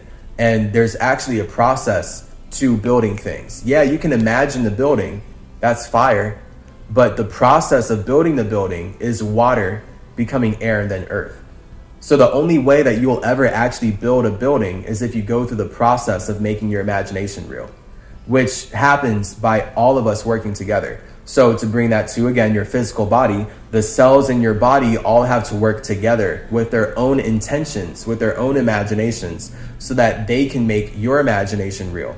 And your imagination isn't even being made real, but the point is your body is relatable. Your imagination built a body so that you can use your ego to relate with other egos. And this is why we all make art, we all make content, we have the internet now. We can all express our imaginations and build structures out of it really easily, because the internet is showing us fire, water, air, earth. And each time we make a social media post, we know that we're not that social media post, but we created that social media post to represent where we are at this current place and time. And then that's how each post we make on social media is like building a body that expands the universe. But you know that you are never any of the light that you're expressing. So again, Odin, Tehuti, Hermes, Quetzalcoatl, Zarathustra, Ningazita, Idris, Chiquetet, these are all aspects of one space, of one Metatron mind, communicating in many angles. But the whole point is each of these messengers know that they are not the light that they're experiencing. They had to create light to experience their space in general. So this is the point of Mercury. So all the messengers of Mercury, this is why the ancient world calls Quetzalcoatl the Spider-Man, Mercury the Spider-Man, because he's been connecting with his past lives in a very stable, relatable way that others can build upon. That's been Mercury's role as Spider-Man. So, yeah, just letting you know that that's what you're doing. So your Mercury is you doing that for yourself. So all of your past lives are connected by your soul, and thus only your mind can actually learn about all your past lives. No one else can learn about your past lives beyond what you already shared as a form of light. And that form of light has already been twisted by their desires. So I can't actually be here learning about my past lives from the internet. I have to learn about my past lives from my own soul, because my soul is the only individual that experienced those moments and is holding on to those memories and internalized the traumas at all that time, and internalized the pain, internalized all this stuff from all the experiences that it's been through. No therapist can teach me about my past lives. Therapists can only be the rapist in my life. All a therapist can do is make money being the rapist. That's all they've done. They haven't helped me. All they've done is make money taking more of my time and teaching me that I need this medication, or I need this crutch, or I need to go to this school, or I need to serve this program, or I need to do this. It's all projections of their desires, which technically have nothing to do with me. So Odin, as the actual entity of healing, wants everyone to know that it is not healing to not know that you create energy to experience life. The fact that Masons, this system, has taught all of us that energy can't be created or destroyed, it can only be transformed, is why people are so mentally sick and why people feel like they're stuck in a world that they don't understand. No one should be feeling like this. So yeah, the point of the human experience, humble yourself, right? You're not in control of spaces outside of yourself. That's the point of being a human. It doesn't matter how strong Thor is. He can't just change people's opinions. It doesn't matter how strong Odin is. He can't just change people's opinions. Now, here's their idea of Zoroastrianism and Ahura Mazda, because that's Doctor Strange. If you know how to cast the right spell, you can change everyone's opinions and erase their memories. That's what Masons want you to believe with the new Spider-Man Far From Home movie. But that's just their idea of what they wish magic was. They wish that they could erase all of our memories so that they could keep us asleep in the Matrix. But the whole point of your soul is that once you have a memory and you're holding on to that information, that's hermetically sealed inside of your space. So you have that information. It's not lost. That's where your memories are. Your memories are in your soul. If you feel like you're too low of a vibration to have access to your memories, then that's because, one, your spirit is intentionally cutting you out of your memories so that you can focus on the future and be relatable in that world. But also, it would be that your vibration's so low, you feel like you're trapped in the body and you're not able to be fully aware of where you're coming from and how all the aspects of the space that you're coming from connect with the world that you're currently in.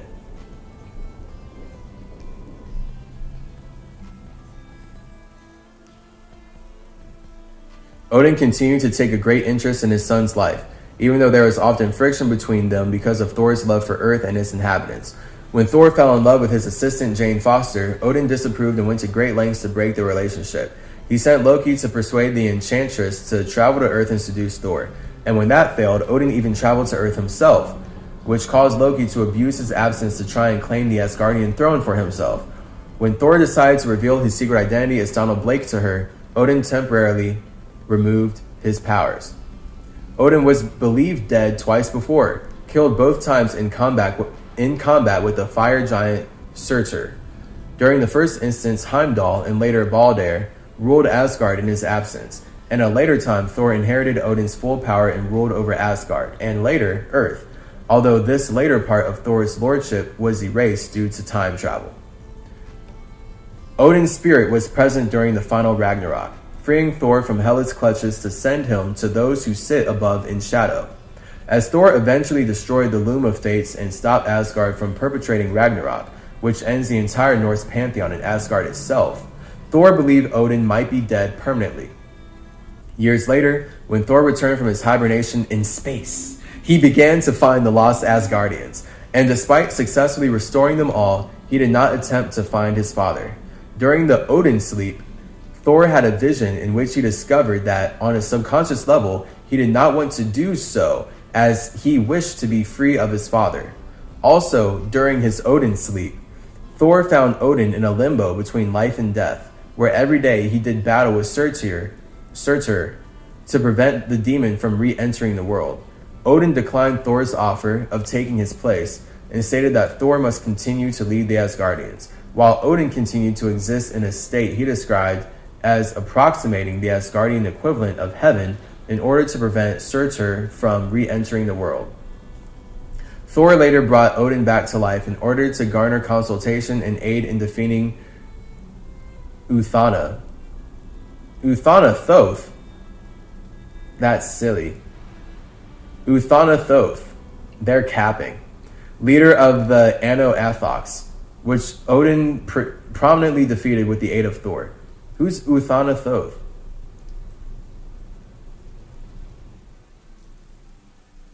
Funny, just a character they made up, but taking that name, Thoth.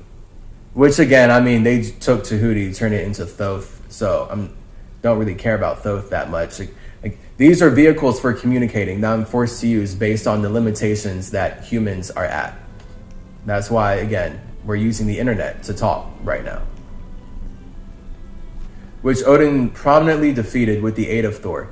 Odin learned thereafter of Asgard's downfall, Balder's death, and Loki's de-aging, leading his people to the split ruins of the World Tree. There, Odin revealed the story of the World Seed, a universal seed of untold power, discovered long ago by Bor and his sons. Bor, not knowing the seed's potential power, planted it, thus giving birth to the World Tree. Odin commanded Thor to retrieve the World Seed from the depths of the ruined tree. Thor proceeded into the depths, retrieving the seed only at the cost of a wound that continued to fester upon him long after. Okay.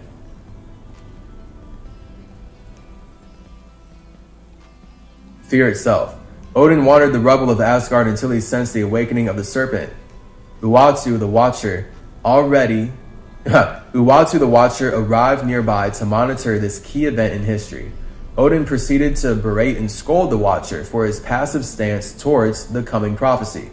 Thor later discovered him yelling, to which he questioned him why. Odin responded by giving a dismissive reply. Okay. That wasn't punctuated well. Heimdall later interrupted the gatherings of heroes in Asgard, declaring the coming of the serpent.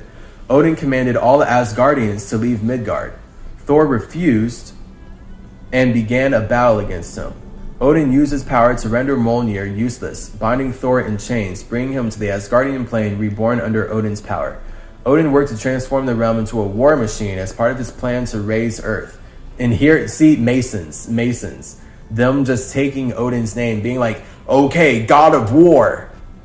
And then they're expressing all their white supremacist feelings, thus cutting the power base for the Asgardian fear god. Later, Thor escaped his confines thanks to Loki and pleaded with his father to return to Earth to save it rather than destroy it. Odin granted Thor his wish, returning him to Earth via a portal he created, sucking Thor in and tossing his hammer Mjolnir with a stringent warning. Thor would have until the shadow of the serpent fell on the World Tree before Odin's plan to raise Earth would become inevitable. That's so evil. See, like, they're using Odin to spread evil. Odin would not come up with any excuse or reason why he needs to go destroy a planet outside of his space. And see, like, this, he'd just be happy alone and he would go be building stuff. Like, what? The people on Earth are already living underneath Woden's Day. They're already living underneath Wednesday. See, this shows that these Masons who stole this concept, they stole everything from indigenous peoples. They can't even think very far or very well about how they're weaponizing this against people. That makes no sense that Odin would destroy a world where people are already upholding Wednesday as the middle of the week. He would just talk to them about Wednesday. Like, oh my God, Masons, they're so violent. This religion is so violent. Odin was later seen appearing on the ruins of the World Tree when Tony Stark offered his sacrifice in the form of his sobriety to speak to him, right? Because people be sacrificing shit to get to talk to Mercury. But now here I am sacrificing my individuality to talk with humans, to talk with the world, to talk with the universe. So, two to tango. Odin listened to Stark's appeal to use Asgard's forces to create weapons that might aid the heroes against the serpent. Odin agreed, transporting Stark to the realm Nidavellir, home of the dwarves. That's insane. Like, so literally Odin is like, oh yeah, I'm cool manufacturing warfare. I'm cool being the one who's going to destroy Earth, but also letting you be the one to forge and create weapons with my resources so that you can fight my own serpent. Like, this is literally Masons just using Odin to talk about how they play both sides and how they manufacture warfare. And then they want to use Tony Stark to even get more in on that because Tony Stark does the same thing. That's the point of Iron Man, as we see. He gets to sell the weapons that he's claiming he's fighting against. And that didn't change. Whether he was making all the weapons that blew up people and that terrorists were using, and he made money off of that, and that's America, or he made Ultron to protect the world, but Ultron starts killing the world, and now he has to save the world from Ultron. Same energy. It's Masons creating a problem like Syndrome with the robot in The Incredibles. They're creating a problem that they're acting like only they can solve, when in reality, their solution is only going to be causing more problems. That's the point of them spreading warfare and making a new order out of war. They act like only they can solve the problems that they're actively creating.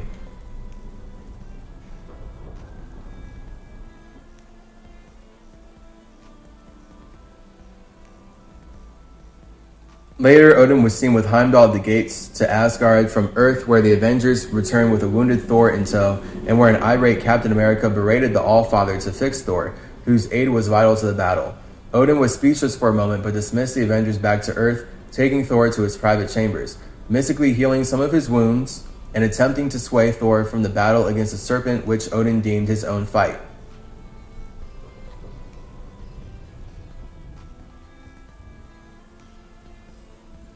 Literally. Okay, so maybe I'm misunderstanding this.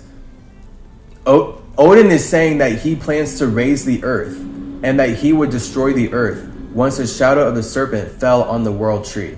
So it's either that Odin is going to destroy the earth because that's how he feels like he'll destroy the serpent and he'll save people in the long run, or it is him manufacturing the warfare like I'm saying, and now he's acting like he's going to help be the solution to his own problem. I'm kind of confused which one it is. One is Masonic and the other one is still Masonic, but one is manufacturing warfare, the other one is trying to divert a much bigger catastrophe. So fine. I get trying to divert much bigger catastrophes. Absolutely. Essential, in fact. But the fact that Odin is so powerful, he could, if the serpent is not being sent by him, he could just destroy the serpent. We're going to see. After Thor staunchly refused his plea, Odin retrieved the armor he wore when he bested the serpent in their first battle. Okay, got it. And that is what we're saying. So he's working to manage a bigger crisis. Got it. I'm glad Odin is not here manufacturing warfare and playing both sides. It really seemed like he was. And that's what Masons do with Iron Man. Again, we see that predictive programming, Iron Man 1. But all the Iron Man movies, the concept of Iron Man. Explaining he could only bind him, not kill him. Ancient laws prevented Odin from doing so, explaining that the burden fell to Thor to end the serpent by dying in battle. Donning his own armor, Odin departed with Thor for Nidavellir, to retrieve Stark and his weapons for enchantment by him, making one last plea to Thor to be taken away from the coming battle, asking the very same question he posed when he beat Thor before. Are you a man or are you God? Are you man or are you God? Funny. So hey, man is air, God is fire. So they're just lost in the details. Understand that man is air, God is fire. You as a space are nothing. The moment you imagine what kind of man you want your space to be, that's you being the God, the fire that's way too infinite to be seen by anyone outside of yourself. So then this is where your fire has to get killed by water so you can share a mentality, share a mentality, share a human experience with other men. So fire, water, air, earth. That's what we're doing right now by just communicating and breathing into these bodies. So man, that's your mentality about God. This is why my mentality about God is unique to my relationship with my soul. And no one can see my soul. No one has the same relationship with my soul that I do, because I'm the space that's creating the soul.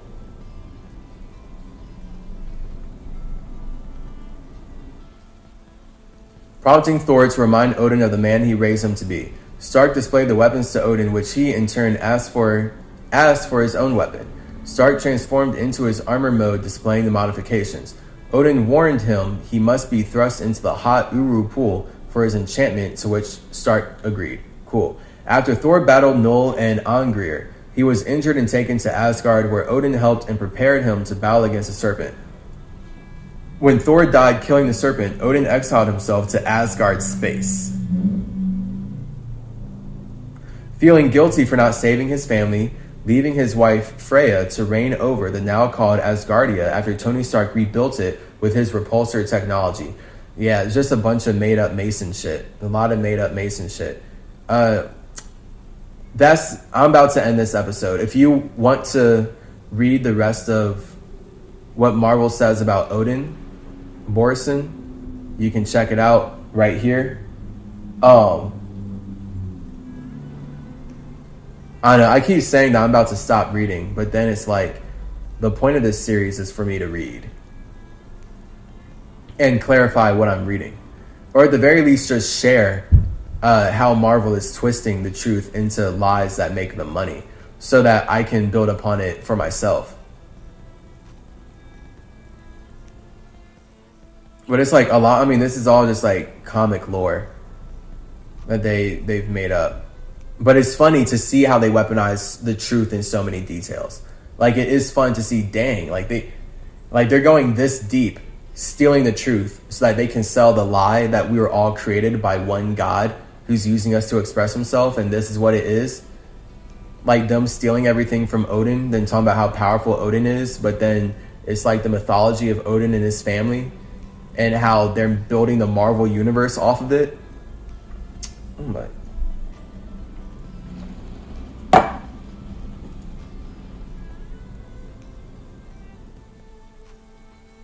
Personality. Due to his status as an all-father of Asgard, Odin is an extremely prideful deity, demanding respect from all gods and mortals. He even dares to defy cosmic entities, such as the Celestials and Galactus himself. I mean, I am the cosmos, so it's not about pride, it's about respect. If you respect yourself, then you just have confidence.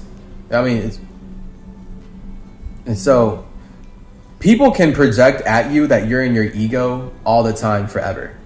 Like, that'll never end. If people want to bring you down to their reality, then they're going to tell you that you're egoic.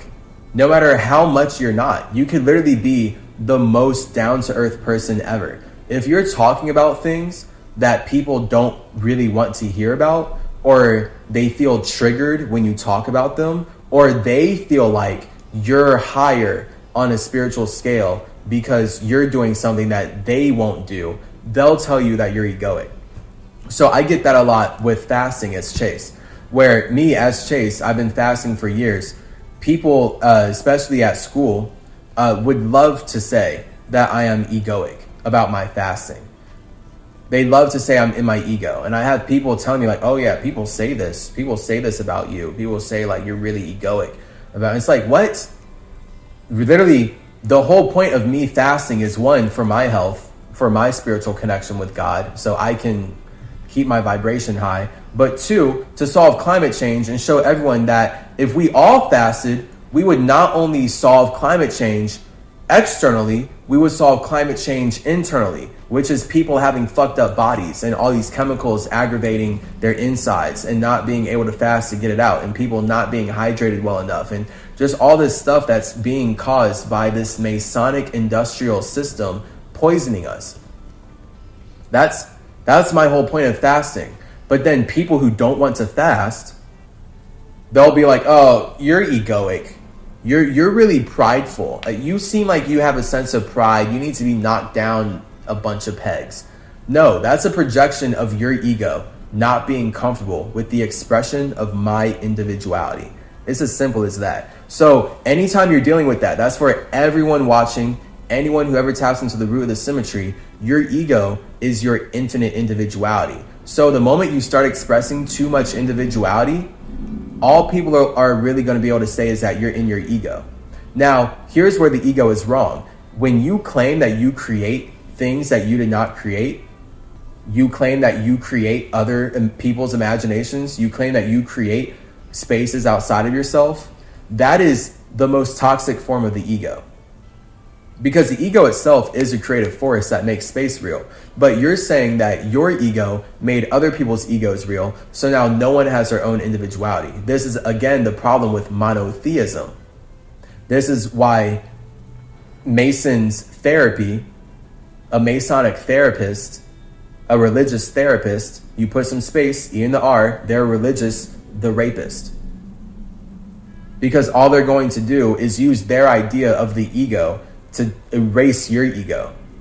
And then that's where you get pharmaceutical companies pumping drugs into their patients because they're not teaching their patients to fast. I teach you to fast so you can be happy alone. A therapist, the rapist, they're going to get paid by some industry to push poisons into your body that are actually going to kill you. I've lost someone in my life because they were killed by a therapist, giving them pharmaceutical poisons that they built a whole system making money off of pushing at people. And this is how they cause the opioid crisis. So this is Marvel. This is Masons. This is how their religions do business. It's really sad. However, his pride turned him arrogant to the point that he claimed that the universe works according to my will several times during his fight with Thor. Now, see, the universe works according to all of our wills, because the whole point of your will is that that's your universe. So this is some Zarathustra wisdom. Your wheel, your main will is your ultimate wheel that connects all of your smaller wheels. So every smaller wheel that you have, we call that a chakra. And your big wheel is your soul. So your soul makes all of your chakras possible. So your will is your wheel. And then this is where, when you understand astrology being a structure, an earthly system that makes sense of the soul, now you can learn why your astrological chart is the way that it is, and it aligns with your personality, and how that's all representative of how you, as an individual soul, chose to be born at a time that allowed you to relate with other souls. And now you can learn about yourself through that. That's going to be your personal relationship with God. But that's going to come down to your ego and your infinite individuality. So from there, you would always have to learn how to have empathy for other people's infinite individuality. That's the point of us not being alone in the universe. We can all experience our mentalities together. That's the point. Gods don't want to be alone in their imagination. That's why we build families. Duh. Like, do you think Odin is here like, my family is all owned by me? They're all expressions of my ego. None of them have their own egos. What? What's the point in having a family? See, these Masons, this white supremacist religion that is stealing everything from indigenous peoples and twisting it into lies, they don't make sense. Their desire to say that all families in existence were created by one ego is so chaotic and so horrifying. This is where all the genocide and all the warfare and all this banking system slavery is coming from. objectively. We can read it in Genesis. Attributes, powers. Odin possessed all the conventional attributes of an Asgardian god. However, as the king of the Asgardians, many of these attributes were significantly superior than those possessed by the majority of his race. Superhuman strength. In spite of his advanced age, Odin is much stronger than most Asgardians. Near the time of his death, he could lift 60 tons, where an average Asgardian male can lift 30 tons. However, at his peak during the time of the Celestials' third host on Earth, Odin could lift 75 tons. But in Odin's physical prime, he could lift 90 tons. These numbers are funny. Like, tons really, really matter. They really matter. He's also able to augment his strength to even greater heights by tapping into the Odin force. So he has a name for his own force. He's literally talking about how he has his own chakra hermetically sealed inside of his own space that gives him infinite energy. That's just me as Chase talking about how fasting is possible. So you should tap into your own Odin force so you can fast and create the energy that lets you experience the life of your dreams. That simple. And for them to cut me down for talking about fasting because they want people trapped makes me sad. With this power, despite being extremely weakened due to his battle with Galactus and thereby forced to go into the Odin sleep, he was able to knock out the powerful cosmic entity with one powerful headbutt like Naruto, right before going into his Odin sleep, an act which injured both parties. Superhuman speed. Despite his age, Odin is capable of running and moving at speeds greater than even the finest human athlete, allowing him to rival his speed with most superhumans. Superhuman agility. Odin's agility, balance, and bodily coordination are far superior to the natural physical limits of the finest human athlete. Yeah, for sure. Superhuman reflexes. Odin's reflexes are superior to the natural limits of the superhuman stamina. Odin's highly advanced musculature produces considerably less fatigue toxins, lactic acid, during physical activity than the musculature of a human and most other Asgardians. As a result, he possesses superhuman stamina in all physical activities. He could exert himself at peak capacity for months before fatigue would even begin to impair him. Odin shit. Ego shit. The ego is infinitely individual. The ego never ends. The beginning point for the ego is the space.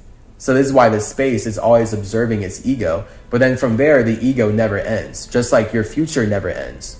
Your future started in your space. Your space itself has no beginning or end. But it's about you becoming aware that you are a space so that you can start expressing your ego with others. And then that's you creating a never-ending story type shit. Superhuman stamina. Yeah. Result, he possesses stamina in all physical activities. Dense tissue, superhumanly dense tissue. Odin's skin, muscle, and bone tissues are about 3 times as dense as those of human beings. They're just making up shit. Like, this wouldn't even correlate to a god. So it's just, again, they're just making shit up to make everything that they stole from indigenous individuals relatable in a Masonic matrix world. This contributes in part to Odin's superhuman strength and weight.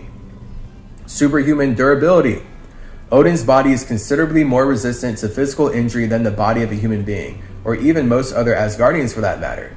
Odin's body is capable of withstanding great impact forces, exposure to temperature and pressure extremes, falls from great heights, and powerful energy blasts from cosmic level beings without sustaining injury. However, though to what extent is unknown. This episode's long. Regenerative healing factor.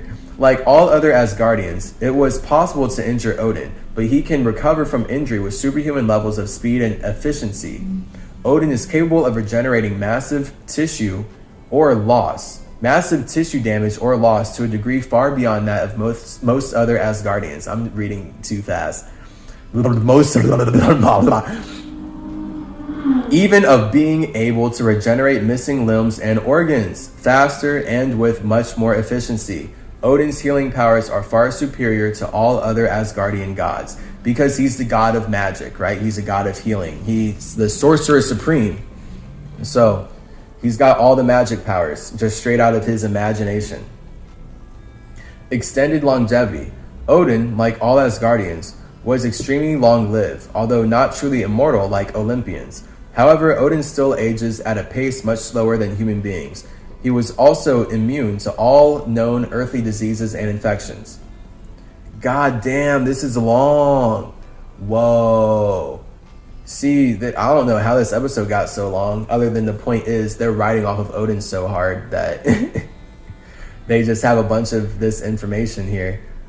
We look up Metatron and got nothing? That's so funny. Odin Force. Odin is capable of manipulating vast amounts of magical energy. Again, comes out of his space, referred to as the Odin power, the Odin Force, or the Odin Source, for a number of purposes. With this power, Odin was capable of magical feats such as transporting the entire human race to an alternate dimension, casting foes into a deep space with a thought, read minds from across even dimensions, projecting force blasts, manipulate matter for a number of purposes, erecting nigh impenetrable force fields, barriers which can shield entire cities, altering size, endowing people or objects with powers, and compressing the population of an entire planet into a single being, namely man-god. Odin was highly skilled in the use of his powers during combat situations, and was able to casually knock around the Silver Surfer and Thanos simultaneously, and even put the Silver Surfer down in one simple blast when he got annoyed, as he kept asking them to stand down. But they kept attacking to no avail, as their attacks could not even faze Odin. He has easily beaten Absorbing Man, who had absorbed Asgard itself, and Loki together. Jeez. Yeah, that's infinite power that Odin has. They're saying it right here. And they're saying that Yahweh created him. Yahweh created him and Thor so that they can all be one masturbating man. Like, all the men that Odin ever fought were actually created by one man that he didn't know. That's what the Masons say. That's what these religions say. That's what the people who invaded America say. But then they're constantly talking about how Odin is infinitely powerful inside of his own space, and he's separate from everyone else. But then they're saying, paradoxically, that they're all created by one man, and we're all one family fighting itself. And everything in existence is one family fighting itself. And if you don't agree, then you're anti-Semitic. Bro, what? This witchcraft's insane. All right. Odin's power is such that he was able to bring back both Thor and Brunhild back to life. The power of the Odin force is such that it can stop time itself and allow one to travel through time. He has taken away a soul from the demonic entity Mephisto. Odin's power was so vast that this is just a whole thing. Odin's power is so vast. This is Yo Mama jokes, but Odin is so strong jokes. I'm gonna leave those kind of jokes in the comments. Odin's power is so vast that he was actually able to clap Yo Mama's dusty ass cheeks. Oh, just that shit. This is what this whole section feels like right now. Odin's power being so vast is actually one Yo Mama joke. They just turned Odin's power into one long Yo Mama joke. Oh my gosh. All right, wait, let's see. Odin's power was so vast that when a part of Odin, his dark side, bonded with the conceptual entity Infinity, went rogue, it was so large that it could crush planets in its grip as if they were pebbles. His mere limbs stretched as far as galaxies. Great. So funny. This just one big Yo Mama's joke. So many Yo Mama's jokes here about Odin's power. Odin's battle with Infinity destroyed entire galaxies and countless worlds. When awoken from his trance by Thor, Odin swiftly got rid of Infinity, and with one simple act was powerful enough to restore all the damage Infinity had caused across the universe in moments. So they're literally saying that Odin was able to repair, with one simple act, all the damage that Infinity had caused across the universe. With his imagination, with his soul, with his chakras. So they're saying that Odin is the architect. They're talking about Mercury here. But they're talking about everything they stole from Mercury, and they're selling it in marble. Shortly afterwards, Odin was able to easily slay the virtually indestructible Hela, Asgardian goddess of death, in an attempt to stop her from claiming Thor's life and soul, and then instantly bring her back to life upon realizing her continued existence was necessary to maintain the natural order of Asgard. Good versus evil shit, like they're saying. Gotta have balance. Gotta have balance. That's why we created this universe as a trap for evil white people who want to say that none of us choose to exist. But then we have to choose to interact with people who are saying that we never had a choice.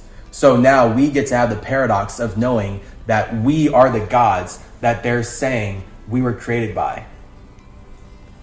Because we had to choose to, again, interact with people who are teaching us that their religion says we don't have a choice. That's why they circumcise babies against their will, and they know that they need to do it before we can choose, because we would never choose to give up the foreskin that God made us with. God made us perfectly already.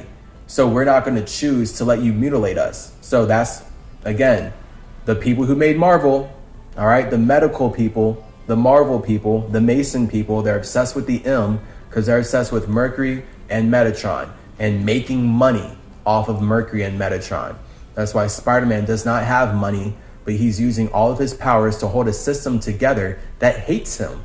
It's so sad. The worst.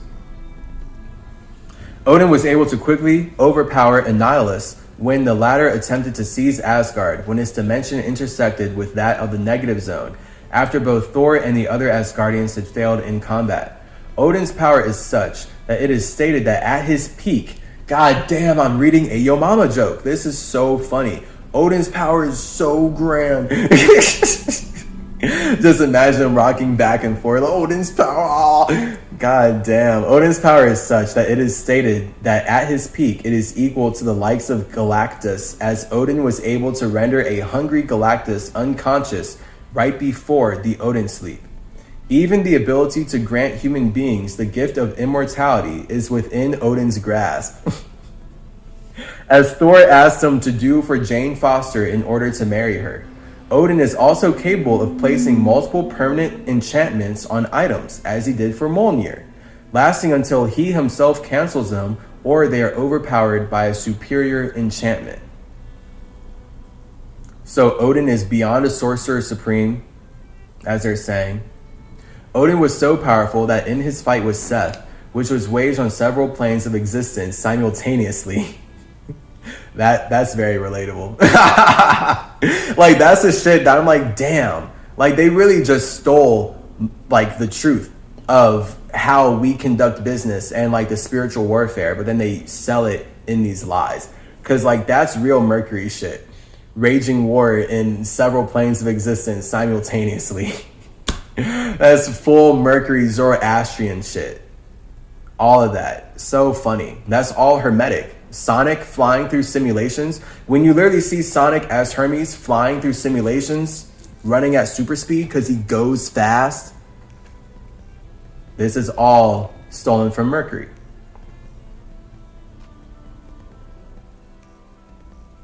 The energy released from their battle was so powerful, it shattered entire galaxies. They literally stole Dragon Ball Z from Mercury. They stole it from Odin, objectively. They literally had to take these stories from everything that they consumed in Norse mythology, everything that they stole in Egypt, because all this knowledge, all this information was in the Library of Alexandria and many other libraries, and they weaponize it so that they can sell their imagination.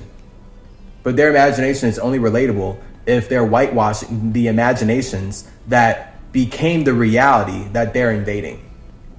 So this is all them trying to figure out the reality that they're in based on how they consumed all of our knowledge and turned it into their knowledge.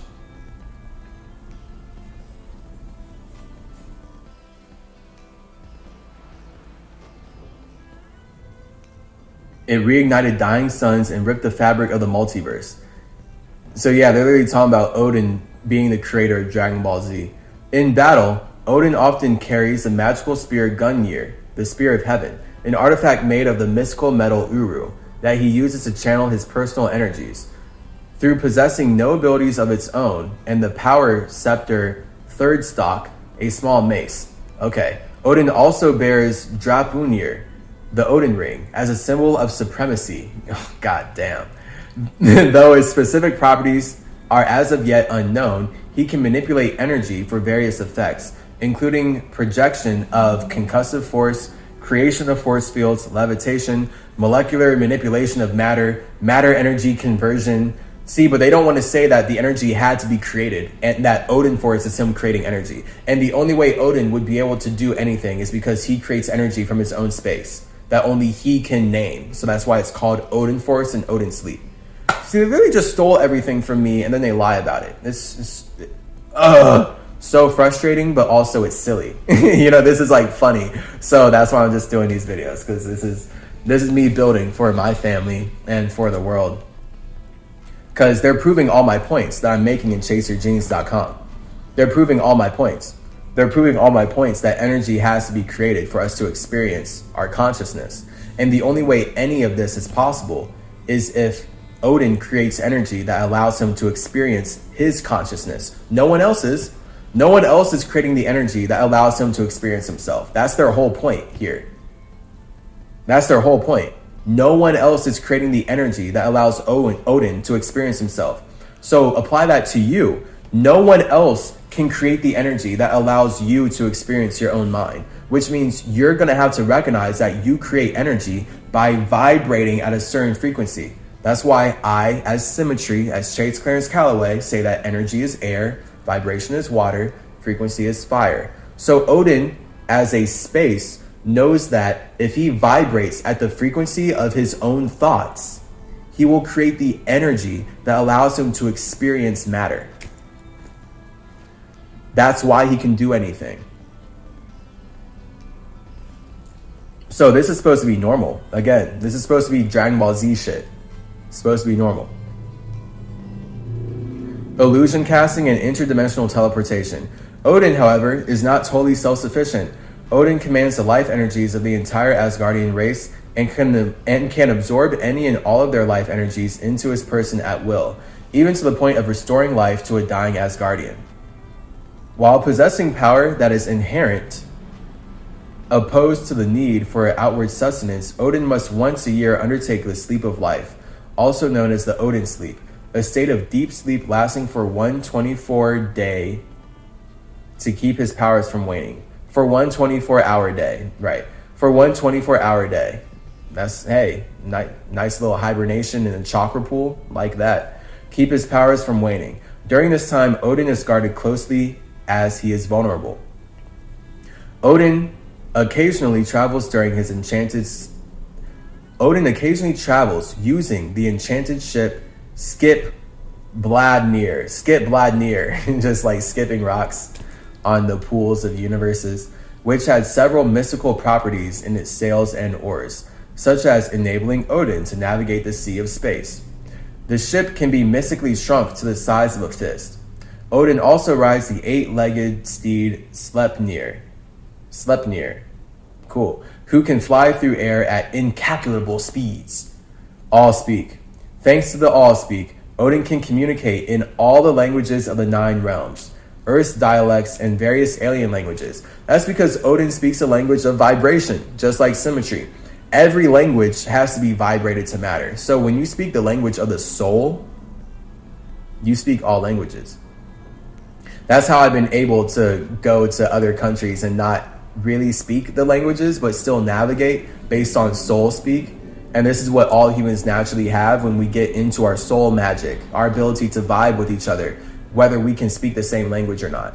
And then from there, you're going to be speaking a more metaphysical language. And then that's where if you can like get to your telepathy so bad, where you're communicating more in the astral realm, then your body is just going to be a conduit for the thoughts and feelings that you're already sharing. Manipulation of Mjolnir. Due to his spirit residing in the mystical hammer Mjolnir, Odin is able to manipulate the hammer to a certain degree, including flying it through the air and controlling its trajectory. He was able to manipulate Mjolnir to the extent to where he could have it move faster than the speed of sound and strike a powerful blow. Odin is also able to negate or alter Mjolnir's worthiness enchantment, allowing Hulk to be bestowed with the power of Thor. Possession, as a spirit. See, look at them, as a spirit. They're not shit. They're so whack throwing that. As a spirit, how dare they? How dare they? As a spirit, Odin is able to possess a person's body and enter their mindscape through Mjolnir. They're so possessive. They're so possessive, clearly. Abilities, God of wisdom. Vast knowledge of ancient and arcane wisdom, considered to be his most powerful weapon. Expert combatant. Odin is skilled in hand-to-hand combat. Master technician. His thousands of years of experience resulted in him becoming a master tactician, which could possibly win him many battles. In addition to feats such as preventing Ragnarok, in addition to feats, they forgot an S, such as preventing Ragnarok, it has been revealed that Odin was planning for the arrival of the Celestials' fourth host for centuries.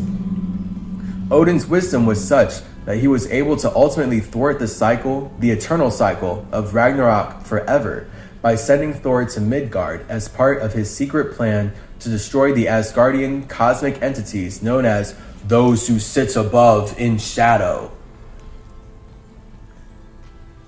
Like Mercury as an air planet? Even after Odin had perished fighting Surtur, his plan for his son succeeded and set all of Asgard free. Asgardian mystical combatant. Odin was also extremely adept at wielding his vast energy powers during combat situations. Odin was extremely skilled at using Asgardian magic, surpassing even that of Karnilla or the Enchantress. Weakness. Odin's sleep. At periodical intervals, approximately once every year, Odin is required to sleep for about a week to renew his godly energies. If Odin misses the Odin sleep, a state of deep sleep where he recharged the Odin force, but left him as vulnerable as a mortal, his power level begins to diminish. Odin's power is also dependent upon the dimension of Asgard itself. Okay. Paraphernalia. Equipment. Odin normally wears Asgardian battle armor. Odin normally wears Asgardian battle armor.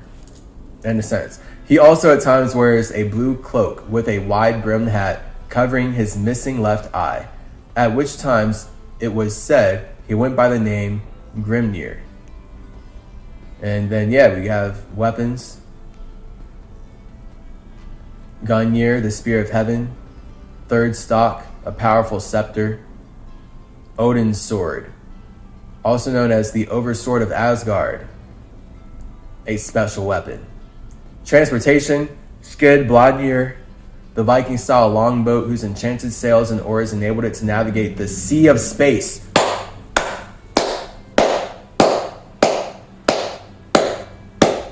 The Sea of Space. They are truly not shit. These colonizers have nothing for themselves. All they can do is steal what we created just so that they can use the truth to sell lies. Now they're going to be like, oh, the Sea of Space. But really, everything was created by one God. Stay here. And then Sleipnir. Odin rode on an 8-legged steed, Sleipnir, who could fly through the air incredible speeds. Great. A spider horse. Odin has utilized multiple animals in his service. Munin, Odin's raven, flew through the 9 worlds, gathering information which it conveyed to Odin. Nice. Also known as Web. Hugin, another raven, performed the same function, but somehow killed while investigating Surtur's latest plot against Asgard. I have birds, it's okay. Again, this is part of their Masonic shit. Freki and Gary, Odin's 2 intelligent wolves who served him, and then Sleipnir, Odin's mighty steed, whom of which he had often rode through the 9 realms. As a boy, Odin and his 2 brothers sought to tame him in order to curb his rampages. Odin losing his eye has multiple contradicting and often contradictory causes and occurrences. He sacrificed his eye to Mimir in exchange for wisdom or for an answer to his quest to save Baldur and prevent Ragnarok. He sacrificed his eye to Yggdrasil to gain wisdom and defeat his brother Kull. He lost his eye at some point during the Aesir-Vanir War. though it isn't mentioned how.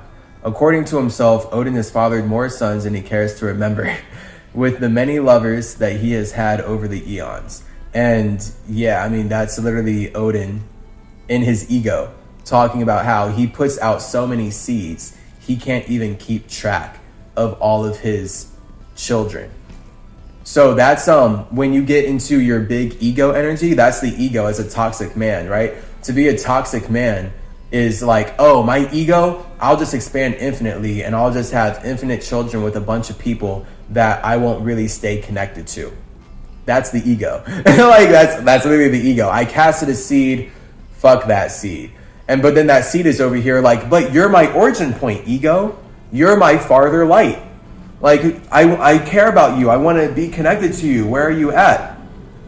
So, hey, there's balance in that, right? Because that's just a natural story of men who sow their seeds. And when you become a man who's like a king or something, or you're a man who rules an empire, you have like so many cults, so many groups of women chasing you, wanting your seed, and not even expecting you to be there to father it. There's so many women that want to be the mother of a child that they know is Odin's child. And they're not going to expect Odin to be there because they know that Odin is really busy. They just want a kid so that that woman can be connected to Odin like that. And so, hey, that's what women like to do, right? Women like to hold on to the seeds of men so that they can build a home out of it. And now it doesn't matter if the man's away, the woman always has a piece of that man with her, and that's the child. And then that's just then how we expand the universe, family shit. So, long episode. All right, if you want to learn way more about how you can be a subconscious superhero for yourself, then visit chasergenes.com, get into our online courses, and learn how your Odin power is that your ego creates energy so that you can be aware of your own mind. So once you know that you create energy by vibrating at a certain frequency, now you're going to see how your thoughts always expand the universe based on what you emotionally give weight to. Okay, so this is your Odin power, and this is how, again, with you expanding the universe with your thoughts, you basically make your flight relatable. So you're flying in your space, and then your mind had to fly out of your space. And that's the point of your mind being a Merkaba. That's Metatron talking to you about your mind being a spaceship, the Merkaba. And then from there, when you take your mind into a universe that you want to connect with, you're going to expand that universe based on the energy that you're always creating. You are always experiencing the energy that your space is creating. That's the only way that Marvel, these Masons, could write out all the powers that Odin has and talk about his spirit and his Odin force. Okay, so tap into your chakras. I'm about to go expand the universe in different ways than doing this video. Much love to you. I'll see you later. Yeah.